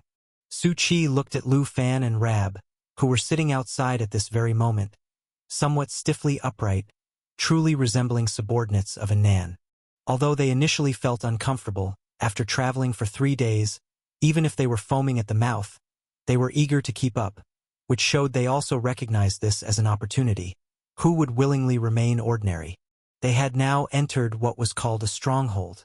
Qinsheng's team consisted of about 170 people, with Qi and others being elite-level powerful Taoist guardians, while the rest, although not weak, mainly provided other kinds of support resources. Top-tier teams in a normal world would be somewhat celebrities, but here they are the best embodiment of power and influence. At that moment, a meeting was being held inside. A plan had already been made, and everyone was operating separately, considering that there were 10 frontline cities around the Demon Land. Once everyone reached their respective operational areas, they would start the first step of contacting and confirming intelligence. They aimed to challenge and obtain high-level holy artifacts, necessitating deployment, which was a crucial part of the plan. Meanwhile, Su Qi had not participated, as he was merely a Taoist guardian at the moment, and had just taken a walk earlier. Besides adventurers scattered around numerous survivor towns chasing after spurting orbs of light, this city had gathered most of the true powerhouses. Although many forces and teams were present, a significant number of adventurers still possessed top-tier individual strength. Additionally, he went out not only to wander but also to contact some other people and set up some starfire stations. Old Huang is still on the way, not yet near Demon Land. Su Qi wasn't worried about Brother Huang. That old sly fox had high standards and didn't care for those erupting orbs. He was leading people to collect holy artifact fragments and slowly making their way over. Thus, Su Qi just let him do as he saw fit, controlling things from a high level. But most importantly, it was by Yilin and his group. Previously, they were under control, but the situation had now changed with major forces emerging. They possibly had a hard time proceeding. Of course, Su Qi needed them. The Hustlers sect said it was time to start growing and stepping onto the stage. But up to now, no one had shown up, which seemed somewhat unreasonable. At least pulling some people over to support one's appearance was vital. Relying on the temporary help of Lu Fan and Rab wouldn't make it easy to stand firm later. And Su Qi had just gone out to wander, specifically to set up Starfire stations. The current efficiency was low, mainly limited by production speed, capping at about 50 Starfire stations per day. Still waiting for a version update and technological upgrade. Su Qi had placed these 50 around the city, not just to see if they could spot those guys but also to plant seeds. Anyone with clear eyes could see this world was important. What would happen in the future was uncertain, but Su Qi knew the blossoming of the world tree would occur here. Having more Starfire stations set up would certainly be useful in the future. Moreover, for certain beings capable of receiving signals, the effects were outstanding. For instance, for mechanical life like Bai Qixing, after all, the heart of divine weapon was inherently a force from their dimension. They should have returned to their dimension and learned what had happened. Su Qi and Bai Qixing had made an agreement. It needed to urgently return to the divine machinery kingdom to understand what had occurred. Su Qi didn't stop it, but had one person stay to accompany Bai Yilin and others, knowing Bai Qixing would definitely return. Because the divine machinery kingdom had been destroyed, no longer existing, and the only clue was with him, including the core. At that moment, the door inside made a clicking sound and opened, and Nan walked out with a somber face, with Qinqing's silhouette in the room, surrounded by various holographic projections just contacted. They were the divine sons from the previous meeting, young masters, and in the middle was the god's son. They were also dispersing. It seemed the meeting had ended. Qinqing slowly stepped out, his eyes slightly cold. Ah Qi, get the others to come back. We will have a small meeting in half an hour. Yes. Ah Qi immediately began contacting, after Nan and Qinqing left first. Why do both of you look upset? Was there a disagreement? Lu Fan whispered. It shouldn't be. Rab shook his head. Their faces didn't show much anger but more of a solemn atmosphere, like the calm before the storm, with formidable enemies ahead. Brother Su, what do you think? Su Qi was picking up an old newspaper and reading without even lifting his head. Said lightly, I didn't see. Lu Fan and Rab. And Nan had just sent him a message to wait a moment, calling for a brief moment to discuss a troublesome matter, but probably nothing too serious. However, Su Qi looked at the newspaper in his hands, a dusty paper he had found while roaming the streets, dated 3 years prior. This part of the novel reports various hotspot events around the world when the evil god's phantom burst. However, what caught his attention was a report that occupied a very small portion of the page. Yesterday, early in the morning, someone saw a person in strange clothing near the ruined land city. The individual wore odd attire, spoke unusually, had brief conversations with many people, and then disappeared before everyone's eyes. It is unclear who the person was. With the unprecedented changes in the world's conditions of ruin, please be cautious of any abnormalities. Below is the abnormality submission email, 853,524. This published information, compared with the plethora of strange events mentioned throughout the paper, such as demon shadows appearing in the ruined land, entire villages disappearing, large numbers of people contracting decay, wounds spurting black blood, and so on. When compared, it hardly counts as significant news. It even seems somewhat insignificant. However, it was precisely this insignificance that Su Qi found particularly concerning. Although other events also represent world-altering trends of ruin, filled with horror and the bizarre, they are logical bursts, but a person appearing and then leaving, and dressed in odd clothes? That's interesting. Su Qi's mind wandered to the traveling merchant. It had been a long time since they had last met, following a transaction they had discussed, which wasn't the kind to be completed in a short period. Of course, this was just Su Chi's idle musing. The traveling merchant loved to wear flashy clothes, but not every person in flashy attire was the traveling merchant. Half an hour later, the elite members had all returned. Qinxing and Anan had gone out for a while and then returned. Based on our information, more than 10 high-level holy artifacts will appear close to our city's location, and also traces of one of the 3 holy artifacts. Qinxing spoke slowly. These were the pieces of information they had just exchanged. But the 3 holy artifacts, considering obtaining them is beyond our current scope, as the information suggests we would need to delve deep into the demon land to find out. So, our real targets are these high-level holy artifacts, Qinxing stated calmly. However, there's also a very troubling piece of news. 2 sons of the divine race are approaching this area, seemingly to partake in the contention here. As these words were uttered, everyone's expressions subtly changed. If it were other divine sons, it would be normal, but the arrival of the divine race / sons was different. Their strength was extraordinary, not something ordinary divine sons could contend with. Moreover, why come here? Not only is this city remote, but the number of high-level holy artifacts emerging now is utterly incomparable to other places. Accueil Fronet d'Evilly. In other cities, the number of emerging high-level holy artifacts generally exceeded 30, and in some cases even 100. Here, conversely, the competition was the weakest. According to the previous plan, Qinxing and Anan were responsible for operations here, while the divine race's sons were to go where the most were, participating in top-level contests. But unexpectedly, not 1 but 2 divine race's sons had arrived here.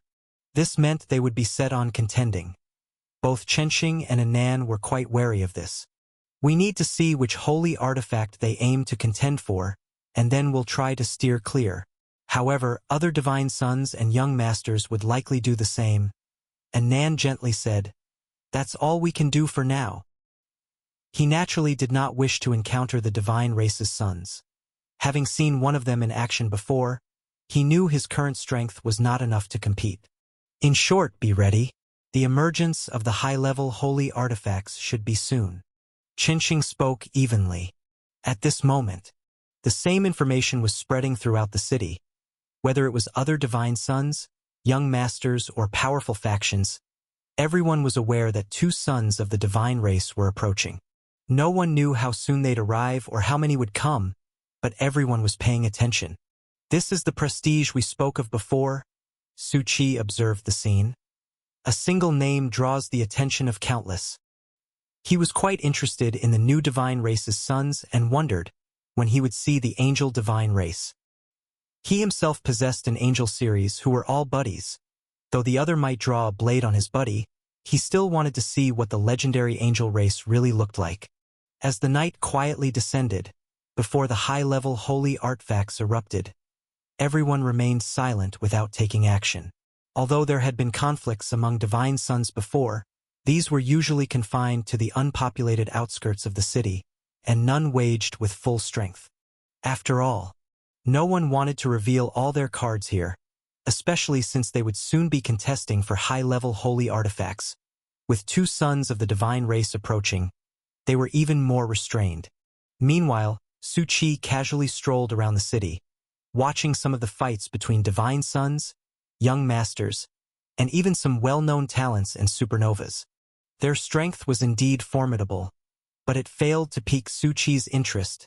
Simply put, all were matters of technology and arduous tasks, strengths built by various resources and bloodlines.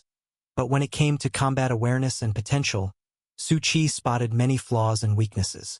He was not satisfied. Indeed, taking the initiative to look for seeds of the hustlers in the reserves is hard to find, while proceeding without intent often reveals many interesting things. Su Chi strolled around for a while and was then prepared to head back. Now everyone was waiting for the appearance of a high-level holy artifact, which ironically brought a moment of calm. Su Chi did not ask Old Huang and the others to come over. Instead, He headed in the direction of another city to compete for the high-level holy artifact there. One of him was enough here. Su Qi was about to head back the same way he came, but at that moment, he squinted his eyes, because there was a location within the Starfire station transmitting a signal. It was not a regular scan. Someone had sent a signal towards the Starfire station. Such signals, which have special channels, could generally be contacted only from a mechanical life. What signal is it, Xiaomeng? Su Qi asked Xiaomeng. Such an actively sent signal could also be just some kind of emission fluctuation that accidentally entered the communication channel. Although very weak, it should be a distress signal. Report the coordinates. Su Qi did not hesitate. At a Starfire station 100 kilometers from here. Got it. Su Qi immediately relayed the information through the Starfire chip he had left with Anan. He set off at once. Since it was a distress signal, it indicated that it was sent by a mechanical life. It was likely the same mechanical life that was with Bai Yilan and the others. At this moment, it seemed it had encountered danger. Otherwise, it wouldn't send a meaningless distress signal. After all, aside from himself, who was equipped with a chip, no one else could receive this type of signal. Su Qi burst into action in an instant. His whole body exploded in extreme speed, cutting through the air in the blink of an eye, leaving not even an afterimage. The terrifying speed even caused numerous onlookers. At the street corner, Qi, looking up at the sky, was somewhat surprised. Has the god sun already entered the city? What incredible speed! Such speed was extraordinary. It was driven by ability, and that passing figure also had a vaguely familiar feeling. Is the signal still there? Su Qi didn't have space abilities, relying only on the burst of spiritual energy. It's still there, but it's getting weaker and the frequency is also decreasing. Although the Starfire stations he had set up along the way were meant to be prearranged, he hadn't expected an unexpected gain. However, this unexpected gain seemed not to last long. And at that moment, in a mountain ravine, the ravine was filled with broken rocks and numerous bloodied corpses. It seemed a terrifying entity had passed through here. Inside the ravine, there was a faint aura remaining, and beside it was a broken mechanical being faintly flickering with weak electrical light. Hold on, Shandian. Jiang Ji was gritting his teeth. At this moment, Shandian, though in combat form, was only half intact, its body covered with charred parts. It could no longer make a sound, only the text displayed on the screen panel on its forehead. Hurry! Be careful that the entity returns. Whoosh! Su Qi's figure zoomed through mid-air, hurtling towards his destination at breakneck speed. His spiritual energy propelled everything, ruthlessly crushing all sorts of demons and pollution monsters encountered along the way. 100 kilometers was not a distance you could simply cover by doing the splits. Meanwhile, Xiaomeng was constantly updating the frequency display. Frequency is systematically dropping, expected to completely disappear in 10 minutes. In that case, this isn't fast enough. Su Qi paused, mulling over the use of divine artifacts, but with a slight squint, he felt a strange gaze emanating from among the dense array of demon eyes in the sky dome. He didn't immediately use one, gently saying, Xiao-O, do you have a way to speed this up? The doll looked on in shock at Su Qi's explosive speed. This isn't fast enough? Surely he must have used some immortal-level equipment. Such astonishing speed. Not enough. 100 kilometers in 10 minutes wasn't easy to quickly cover. Xiao hesitated. There is a way. Then bring it forth. But you'll need to take out the fantasy stone so I can activate it. Fine. Su Qi smiled, decisively catching the doll off guard. Wait a minute.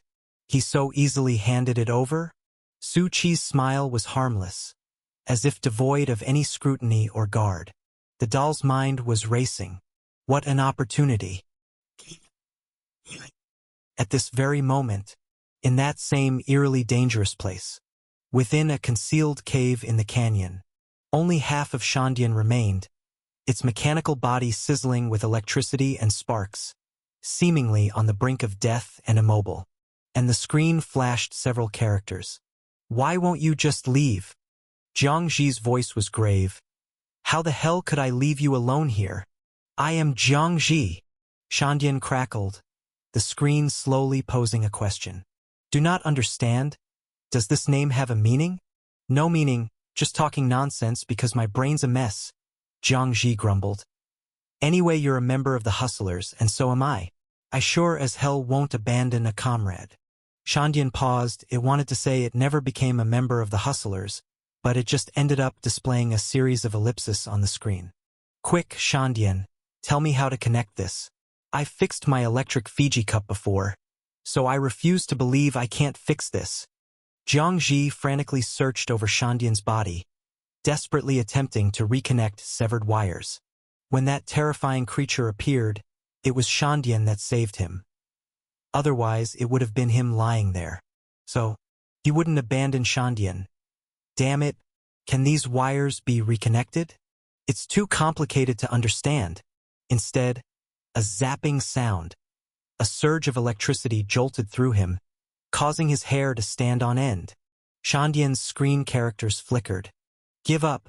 My chip is damaged, you won't be able to fix it. Not even Lord Bai Qixing would be able to. Jiang Zi cursed and swore. Shut up. Damn it. There's always a way. At that moment, a sudden noise came from outside, and the air seemed to be compressed, stirring up a gust of wind.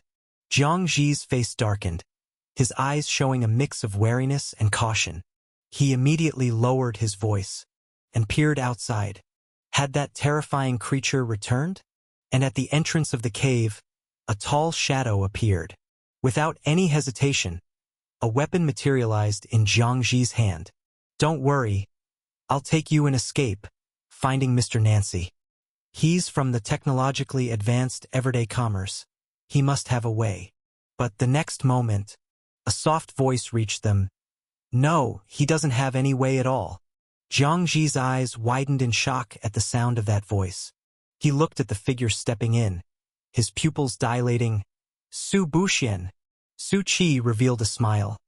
You should call me sect leader. Wait a minute. Jiang Zi rubbed his eyes, somewhat confused and disbelieving. You actually made it here too. What do you mean I made it here? I just dived for a bit and got kicked out of the group? No, I mean, why are you here? He was somewhat agitated and then suddenly paused. And, why do you look like that? Currently, Su Qi was enveloped in what seemed like smoke, with clouds constantly forming beneath his feet as though he was standing on them. Is that a nimbus cloud or what? Jiang Zi was astonished. Now is not the time to talk about this.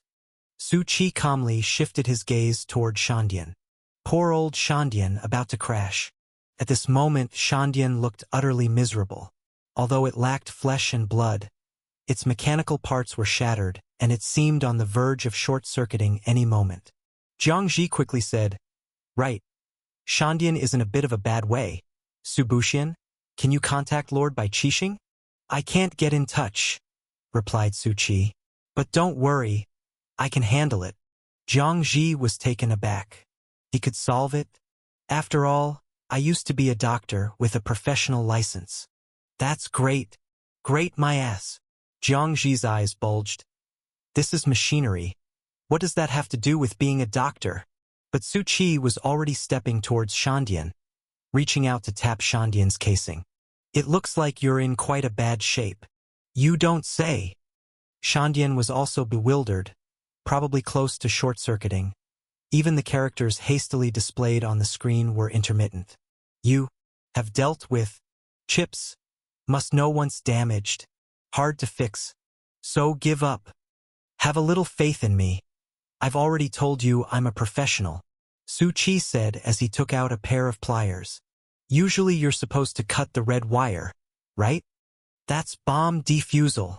Jiang Zi's eyes widened. This isn't a rescue. This is pure chaos. But Su Qi didn't stop, regardless of the consequences. He thrust the pliers straight into the chip port of Shandian. Shandian watched Su Qi's actions in silence, falling into quiet contemplation. This behavior seemed even more unreliable than Jiang Zi's. As its remaining energy was rapidly dissipating, estimated to completely disintegrate soon. A damaged chip is like a flesh and blood creature receiving a fatal wound, only much worse, roughly like having both the heart and brain destroyed at once. Even the electronic display in front of its eyes had started to blur, no longer clear on its surroundings, the screen flickering continuously, with a burst of static chaos in the mix. It knew that it was about to be engulfed in silence, turning completely into scrap metal. And it was at this very moment. A calm voice was heard. "Don't sleep. It's time to start." The next moment, a thunderous surge of energy poured in as if it was flooding in. At that instant, Shandian felt as if its circuits were filled with all sorts of strange sensations. At the same time, the previously abundant crash warnings that were flashing red, right now, turned even redder. Warning.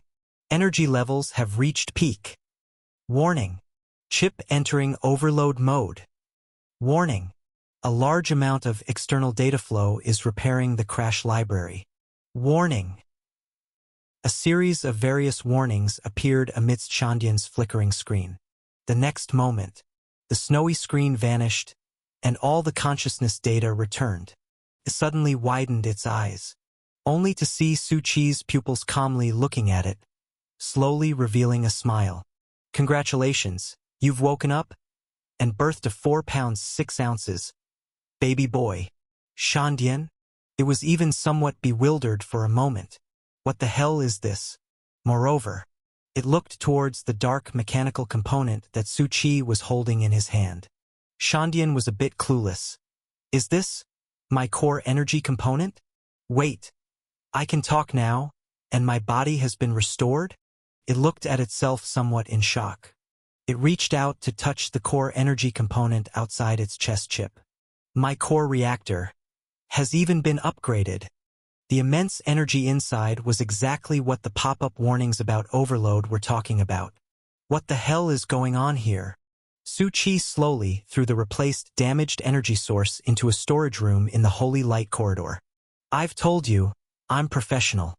The words "miraculous healer" often appear on the plaques given to me. Jiang Ji watched this scene, his lips twitching faintly. To be honest, he didn't understand what was happening at all. He saw Su-Chi place the pliers onto Shandian's body like a defibrillator. Instantaneously, Shandian's entire body truly transformed into lightning, flashing and thundering. A massive amount of energy ignited. Then, Su-Chi pulled out the damaged core reactor and replaced it with a new one. Immediately after, Shandian began to recover rapidly. Is charging really effective? Shandian understood the peculiarities inside even better and touched its reactor, looking at Su-Chi with some surprise. "Brother Su, how did you do it?" Su-Chi, however, gazed lightly outside. "I'd rather ask how you guys ended up like this." He had just used the power of imagination activated by Xiao-O to generate the power to cloud ride, swiftly bringing himself here. And he also saw the various severe marks of what happened outside. "It's like this." Jiang Ji spoke in a grave tone. "We all acted separately, each scrambling for resources, and there was a light orb that fell here, naturally drawing a crowd to fight over it. A mere typical chaos. But at that time, a terrifying entity arrived." Suipost slightly. He possessed a terror-inducing divinity, but with it, a bone-chilling wickedness. He could even control minds. Including mid-low rank demons, he directly attacked us. Recalling that moment, Jiang Ji's eyes revealed a mix of wariness and unwillingness. "We couldn't even retaliate. If it were not for Shandian's intervention, I'd probably be dead by now." Shandian had recovered by this moment and projected a holographic image. In the image, a figure was emitting astonishing black energy, a terrible strength ruthlessly massacring everyone. It said, "According to my database analysis, this is a divine son, whose power far exceeds that of an ordinary 7th rank, possessing formidable spiritual ability, extremely dangerous." "I naturally know it's a divine son." Jiang Ji clenched his teeth. "But I didn't expect such a slaughtering spree, so brutal, so cold-hearted." He had been in this place for a long time and was well aware of the various divine sons. But he always kept his distance, avoiding contact. However, this time he hadn't anticipated that the other party would take the initiative to come and then be so easily crushed like crushing dry twigs. After facing such terrifying power, Jiang Ji felt powerless.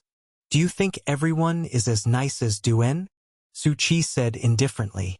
"Under the influence of power, to them we are all but ants."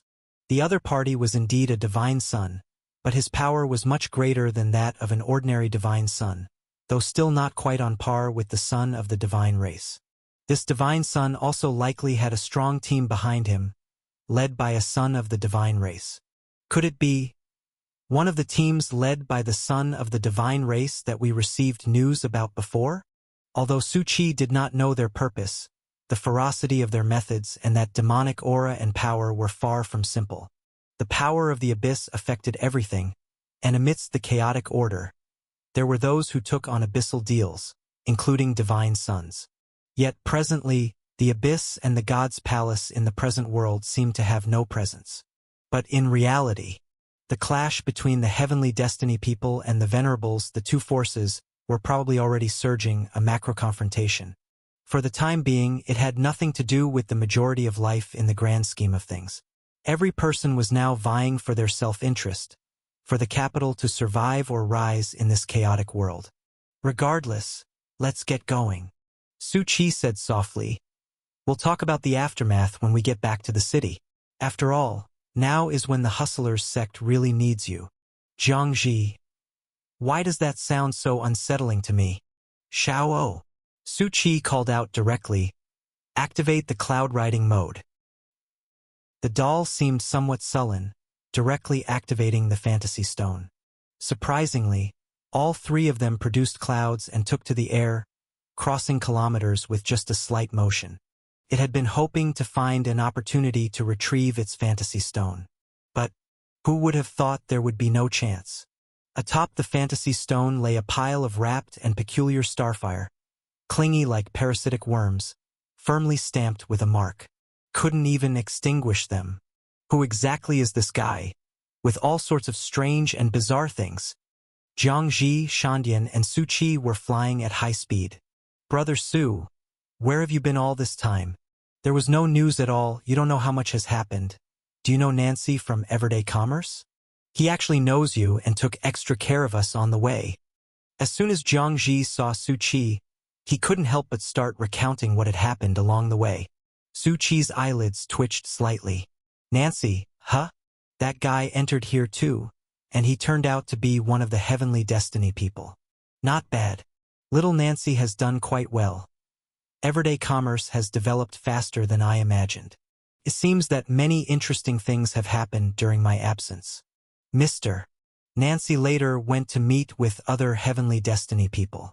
Although I don't know what they plan to do, given that they are legendary heavenly destiny people, they surely have a mission different from ours. Once the heavenly destiny people arrive here, like the venerables, their whereabouts are shrouded in mystery. Without the world tree withered leaf to guide him, Su Qi was also in the dark, but he knew that both sides were being influenced by mysterious background forces, gearing up for roaring preparations. This gap was the moment when many adventurers took advantage of the chaos to vie for dominance. Nancy never disclosed to them that he was a member of the Hustlers sect from the start to the end. It seems he doesn't want to bring this trouble to everyone. Su Qi said softly, "This guy, planning to make it big on his own?" Before, when Su Qi had entered Extreme Evil City, he discovered the existence of Everyday Commerce. At that time, he knew it was a renaming of the Hustlers' Chamber of Commerce, and he also saw the totems of Nancy, Simon, and Spirit King and Xingho supporting the background of the Hustlers' Chamber of Commerce. But he wasn't clear on the specifics.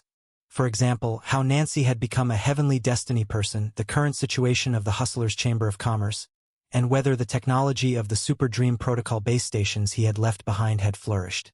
Su Qi did want to find Nancy, return to the Hustlers' Chamber of Commerce, and with the current Starfire chip and the various technologies from Divine Machinery Kingdom, begin to lay out plans for the business line of the Hustlers sect. After all, if the Hustlers sect was going to develop rapidly, The chamber was a very important part. But not now. At this moment, this was still the beginning of the chaos and the upcoming torrent. Only by resolving everything here and finding a balance point could there be a chance for the Hustlers sect to grow. Su Qi listened as Jiang Ji recounted their experiences along the way. From the initial confusion, the various adventures in the Gate world, witnessing the revival of various ancient powers, though these ancient powers here were just some ordinary extraordinaries, even sequencers whose power and backgrounds might not be much, but the emphasis was on the word ancient. And the help they had received along the way. Mr. Nancy is really a good person. Jiang Ji exclaimed. Right, Brother Su? He said you are a junior he regrets not meeting earlier, and also mentioned some interesting encounters between you two. It turns out, Brother Su, you've even worked as an assistant for him, served tea, and asked for his help with many things. Sui. I didn't know that? Nancy is about to turn the heavens. Then he roughly understood what Nancy was referring to, the time when he grabbed Nancy's microphone on the show, which he referred to as being the host's assistant. Serving tea was when he met Nancy again in Night City, sat smilingly in front of a shocked Nancy, and passed over the tea in front of him. Well, Nancy took it with slightly trembling hands, and now he'd boiled it down to a single sentence. Don't say. It was not a problem. As for asking him to handle matters, don't mention that Nancy really did take everyday commerce to a commendable height, which deserved some reward. So, with Nancy's heavenly destiny person mission, Su Qi naturally wanted to lend a hand, and for his big star dream, Su Qi would certainly give him robust support. Whoosh! The three of them moved quickly through the air, heading towards the city. After Jiang Ji finished speaking, he asked Su Qi many questions. There was bad news and good news. The bad news was that Brother Su had only arrived here a few days ago. Having been trapped in a place where he couldn't get out, he hadn't been able to contact them all this while. So, Jiang Ji more or less knew that Su Qi didn't have too many experiences and preparations in this world. He couldn't help but ask. So, what's the good news? Su Qi smiled and said, The Hustlers are expanding recruitment. Who has been tricked? Brucht in. You'll see soon enough. Su Qi looked toward the increasingly distinct outline of the city ahead. All right. Jiang Ji still had some expectations. After all, Su Qi had been away for so long, and based on his previous knowledge of Su Qi's capabilities, he knew Su Qi always had a way of making big things happen quietly. Speaking of the brothers from the Meteor Alliance, I've always been promoting the Hustlers sect in front of them. Brother Su, you had made a promise to show them the strength of the Hustlers sect and guaranteed them the opportunity to enter the grand stage. Jiang Ji paused here and then sighed. Let's forget that latter part. ? Su Qi looked at him. Why forget it? Jiang Ji looked into the distance. We were too naive before coming here. It was after experiencing everything here that we realized how insignificant we are, just like the divine sons we encountered before. They are the ones who participate in the grand stage. And there are the rumored God's sons, even more terrifying. We. Jiang Ji laughed bitterly. Us, far from the word uprising. We don't have that qualification. Anyway, I really hope others join the Hustlers, but if they aren't willing, I hope you, Brother Su, won't force them. After all, the future of this matter depends on personal choice. Su Qi smiled lightly. You're considering everyone else, yet you haven't considered me. ? I always keep my promises. When have I ever lied? If they want the grand stage, then they will undoubtedly get every member of the Hustlers onto it. Jiang Ji. That last statement had already become invalid, making him even less confident about the statement that followed. And as they neared the city, Jiang Ji was well-traveled. Be careful. Avoid that area outside the city.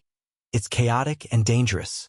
This was the safe zone where he had stayed before, where he also saw a large number of top forces, divine sons, young masters. But he just watched and did not contact them. Like other adventurers, he fought for points of light flying towards various places. Boom, boom, boom. On the outskirts of the city, there were still many people fighting, strong and weak, mostly due to various disputes and conflicts that arose from combat. Among them, There were no shortage of people possessing extraordinary items, coveted by others. From time to time, you could see someone gritting their teeth and fleeing through the air, chased by many. Brother Su, don't bother with those people, Jiang Ji reminded. Those are desperate villains. Whether being chased or chasing, they've all killed a bunch of people to snatch treasures, and those chasing aren't any better. Places of chaos seldom harbor good people. Su Qi faintly smiled as he withdrew his gaze. Although he had mentioned arriving at this place not long ago in a casual conversation, Jiang Ji, out of concern and caution, kept offering reminders and advice. It seemed he had indeed spent quite some time here, suffered some losses, and was well aware of the cruelty. Come with me. This is where the hustler's sect's newly recruited rest. And Lightning, you're a bit too conspicuous in your current state. Shift into your primary MIN form, reduce your energy to the minimum. Otherwise, some with strong investigation ability will detect your energy, Su Qi said softly. Hearing Su Qi's words, Lightning's electronic eyes flickered with vertical dots of light. An expression of surprise. Wait, Su Buxian. How do you know more about my form than even I do? You should be asking why I was able to fix you. Rather than that, Su Qi replied with a hint of a smile. Lightning was taken aback. Then why is that? Because I am Su Buxian, Su Qi said with a mysterious smile. No, what does that have to do with? Lightning's screen began to flicker again. It felt like it had stumbled into a logic error and was bewildered by it. Jiang Ji really wanted to make a comment. Indeed, it was the same guy who loved to give people the runaround. His brothers had gotten used to it and had let it go, but for Lightning, this was all new and confusing. Regardless, Lightning had transformed into a small form of the lightning dog and lay on Jiang Ji's shoulder, looking like a little figure. 10 minutes later, Jiang Ji looked around nervously. Wait a minute, Brother Su. How did we end up here? What's wrong with this place? Jiang Ji observed the various rites around them, as well as the cold-faced, powerful beings who patrolled and guarded the ceremonial buildings. Their indifferent gazes glided across them as they walked. Jiang Ji felt very uncomfortable and whispered cautiously. This area is packed with powerful entities. It's within the stronghold of many powerful forces. See that guy? I recognize the insignia he's wearing. It belongs to a top-tier constant star-level force, and over there, the insignia of a galaxy-level force. It had to be said, Jiang Ji and Lightning's ability to gather information was outstanding. They knew a great deal. Is that so? This indeed filled in the gaps in Su Qi's understanding, who had been in the dark about many smaller organizations. Of course, they were considered small forces in Su Qi's eyes because he had encountered only the very top echelon, with backers who commanded universal awe. To other ordinary adventurers, these groups were like giant trees. Jiang Ji walked uneasily. Why are we here? Could it be? Yes, you guessed it. Su Qi said. The new recruits of the Hustlers sect are right here. As a member of the Hustlers sect, walk tall and don't slink around. Jiang Ji was surprised and somewhat incredulous. Soon, however, Jiang Ji stood in a place protected by a powerful ritual, gazing dumbfounded at the hundreds of figures, each radiating an aura of contained power. He was excited. Could this be the Hustlers expanding their ranks? No, you're thinking too much. Jiang Ji. Su Qi pointed to Lu Fan and Rab. Those two. Two. Jiang Ji saw Lu Fan and Rab, who were obviously less formidable compared to the others. But he bit his lip. Two is okay too. No, they are not either. Su Buxian. I'm going to write a secession letter. And at that time, it seemed everyone was very busy, preparing for something. A Qi strode over with a gourd on his back. Su Buxian, you've finally arrived. Ah Qie said. We just got the message a high-level holy artifact is about to emerge. Although the exact location isn't yet confirmed, we already know the general direction and range. We are ready to head out. And the Divine Sun? Su Qi asked with a slight smile. Your Highness and the young master are also preparing to leave soon. Ah Qi glanced at Jiang Ji next to Su Qi. And this is... He is also a subordinate of His Highness. said Su Qi. We didn't prepare much this time, but there will be more companions gathering later. Akinoded. There was no doubt about it.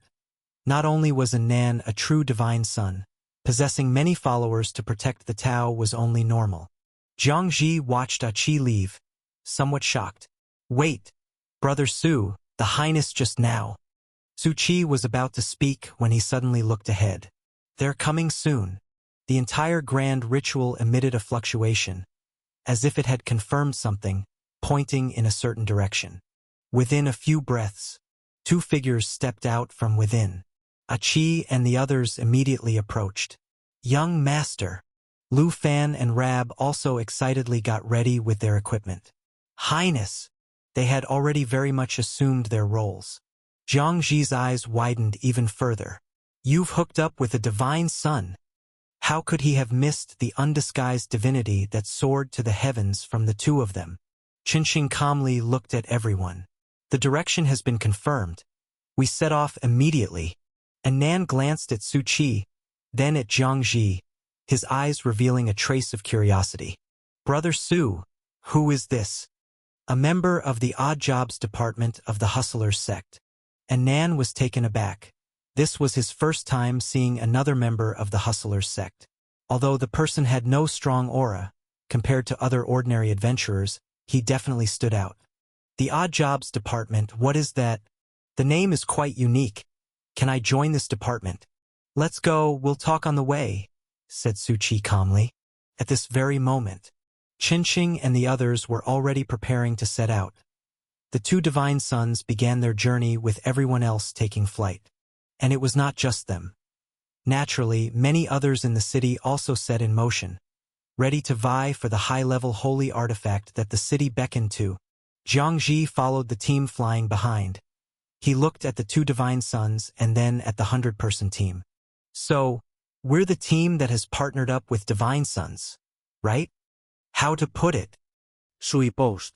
More or less. I can live with that. Jiang Ji knew it was difficult to go it alone without backing, and taking shelter under someone else's roof for the time being was a choice. You can't ask for too much. Let's talk business now. Bai Yilan and the Alliance have all split up, right? Su Qi said softly.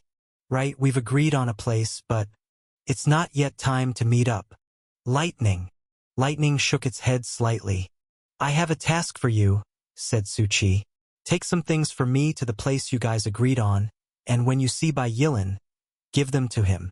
Lightning paused, then readily agreed as Su Buxian had saved it twice. All right, my speed is fast, but how will I contact you later? The communication devices I've made don't work in this world. Just carry this with you. Su Qi held out his hand, snapping his fingers, and a starfire chip appeared. Lightning looked at the starfire, tilted its head, feeling somewhat familiar with it, yet unable to see through it. It nodded its head and, while no one was paying attention, activated its stealth and quietly left the group. Jiang Ji was somewhat surprised. Is that a means of contact? More or less. Su Qi also handed a starfire chip to Jiang Ji. Jiang Ji tried it out with a bit of amazement. Hey, it actually seems to work. He wore an expression with a hint of delight. Communication was the most troublesome issue here, as generally, many great forces had all sorts of advanced ceremonies, powerful tools, and the like. But they only had ordinary technological products, and the wristwatches provided by everyday commerce were rendered useless here. This time, he didn't need to use sound transmission but instead eagerly spoke to Su Qi directly through the Starfire chip's communication channel. When we return, we can also draw them over to see if we can talk to the Divine Son and participate together. Say some good words at the time. Deceive them a bit if we have to. Anyway, Brother Su, you're good at this. So as long as we make use of the Divine Son, we might have a chance to step onto the stage we desire. Jiang Ji clasped his hands, though he had been talking incessantly. When he reached this point, he couldn't help but harbor a bit of reluctant anticipation. Do you have a specific plan? Su Qi asked with a light smile. I do. Jiang Ji was preparing the follow-up plan, including what chips to offer and how to deceive the Divine Son. With this thread to grasp at, His enthusiasm had actually increased quite a bit. Su Qi smiled, his smile growing ever more brilliant. Just don't say it. Compared to Bai Yilin or others from the Meteor Alliance, Zhang Ji seemed to have a much higher level of moral flexibility. Quite in the style of the Hustlers sect. It's just that his perspective still needed to be broadened. And there's one more important thing. That is, while Zhang Ji prattled on about how to conquer Anan, little did he know that this channel was not just between him and Su Qi. The divine son mentioned by Zhang Ji, Anan, was listening in silently on the channel. He hadn't responded because he was still communicating with Qinxing about the details of their subsequent strategy. However, the style of the Hustlers sect members, it's quite similar to Su Buxian's. Zhang Ji, full of energy, outlined the follow-up plan. How about that? With each move interlocking, this could completely become the starting point for the Hustlers sect's rise. He was very proactive, after all. He hoped the Hustlers sect could become a place where his brothers could unite and make a comeback.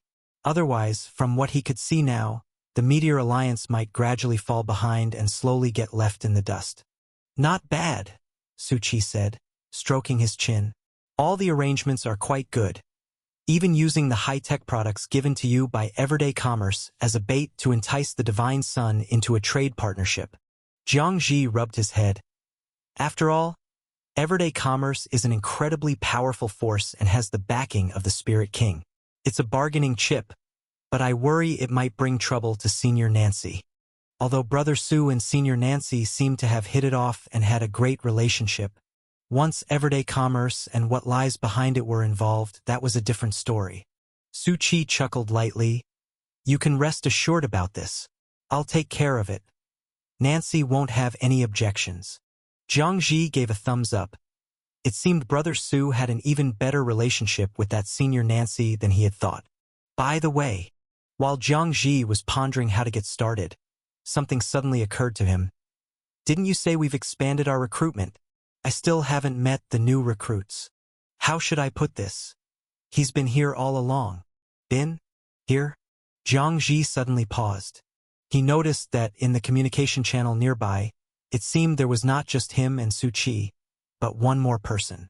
Zhang Ji was slightly stunned. Wait, this is... And that voice also gently rang out. Pleased to meet you.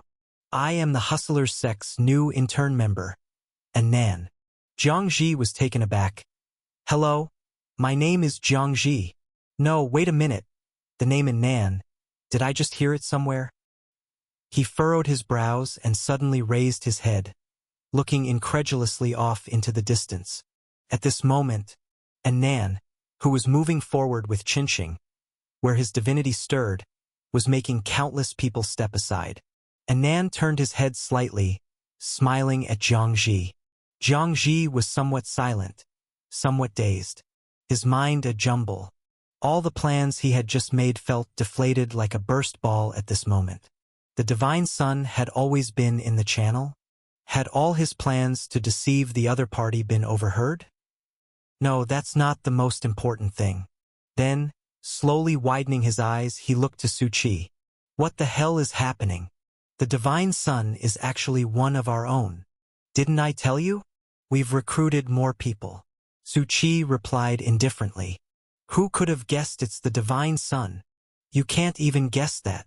Su Qi looked at Zhang Ji strangely. The recruitment bylaws of the Hustlers sect clearly state that those personally invited by the sect hierarch are people of exceptional talent. There are only 2 Divine Sons present.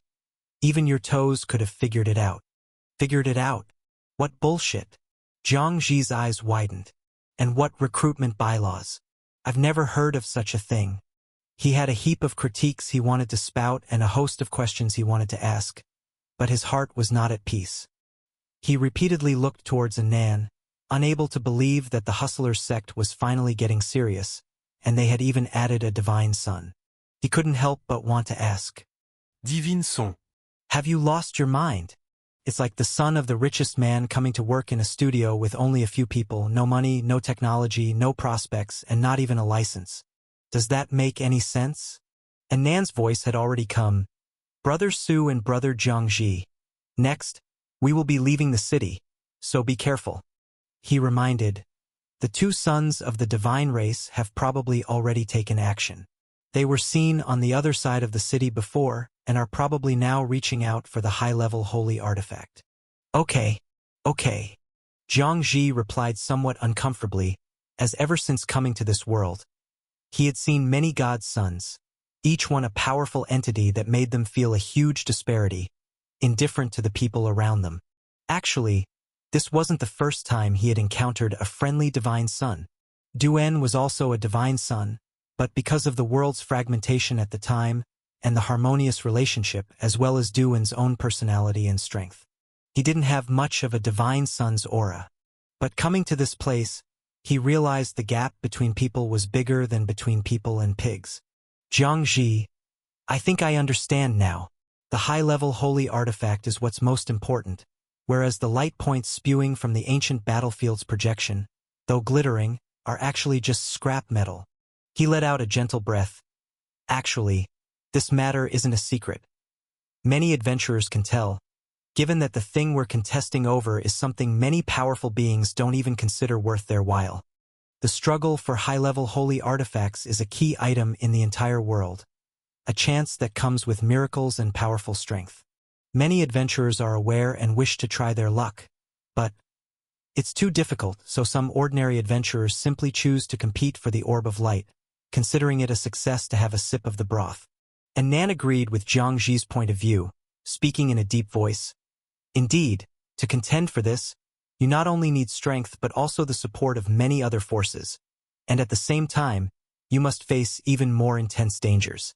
He had come into contact with much information at the meeting with Chenxing and had a preliminary understanding of the current situation. Every divine son and young master, it was clear, was not fighting alone. There was everything about their backgrounds, competing for this future. Although naturally, there will be many who wish to defy the heavens and change their fate, the real main forces are still those such as the sons of the divine race. I understand. Zhang Ji clenched his fists. This was also the opportunity they dreamed of for their rise. Brother Su, he spoke up. I know what you want to say. You want to go back and bring along Bai Yilin, the Meteor Alliance, and others, right? Zhang Ji nodded his head. However, Su Qi spoke softly. Your idea is good, but you can't go back. He looked at the projection of the ancient world, still spewing out orbs of light into the sky dome, which at this point had solidified into such vivid detail that it seemed not a mirage but an ancient land about to descend at any moment. And the fluctuation of the high-level holy artifact was synchronized with the solidification of the ancient world projection. Once it begins, it's a path of no return. This was why everyone valued it so highly, and once there was any stirring, all the top powers and divine sons would act accordingly. Because this was the subtly approaching prelude, and no one wanted to fall behind. Zhang Ji said, What about them? Don't worry. Su Qi said softly, I've sent Shandian back, but they are already prepared. Prepared for what? Zhang Ji asked, puzzled.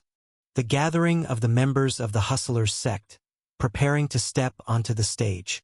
Su Qi casually let this statement slip. But Zhang Ji grew even more puzzled. Just how many experts do we the Hustlers have? He would never have believed it before, but seeing that Nan, a divine son, was also one of them, it led him to some doubts. And Su Qi just smiled faintly. Now, Bai Yilin's group had been found, Old Huang also kept in constant contact, and there were the heavenly destiny people like Nancy among others, and those guys. Su Qi narrowed his eyes. Those guys he referred to was naturally the 100 people in the Singularity world. Deep Blue, Divine Eye, Old Five, Otto, and so on, each coming from ancient eras, the past's history. Even the youngest, Old Five, hailed from centuries ago. And each of them was an existence like the heavenly pride of the present age. And not just that, they had magnificent backgrounds, as being recognized by the world tree required strength and a relation to the sequence lineage. Among them were many powerful divine sons and even God's sons.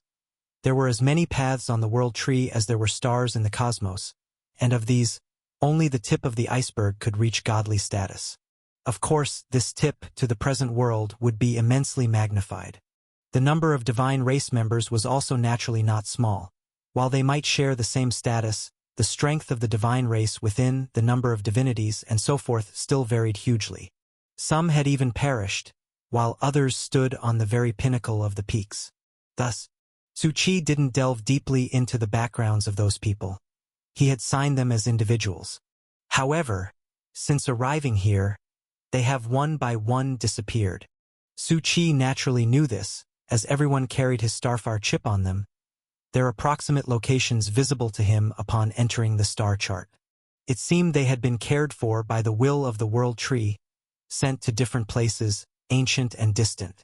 As for why he wasn't treated in the same way, was it perhaps because he wasn't ancient? In any case, within the star chart, fine pathways connected from each person to this place, indicating the channels still existed. In other words, everyone would come back. After all, they were the heavenly prides of the past, and having successfully left that place of eternal confinement, they would certainly not miss out on this future. Su Chi no longer paid attention to this but left it to Xiao Meng to take care of, to detect when they would arrive in this world. Boom! At this moment, a terrifying sound suddenly erupted from the distant demon land, reaching everyone's ears.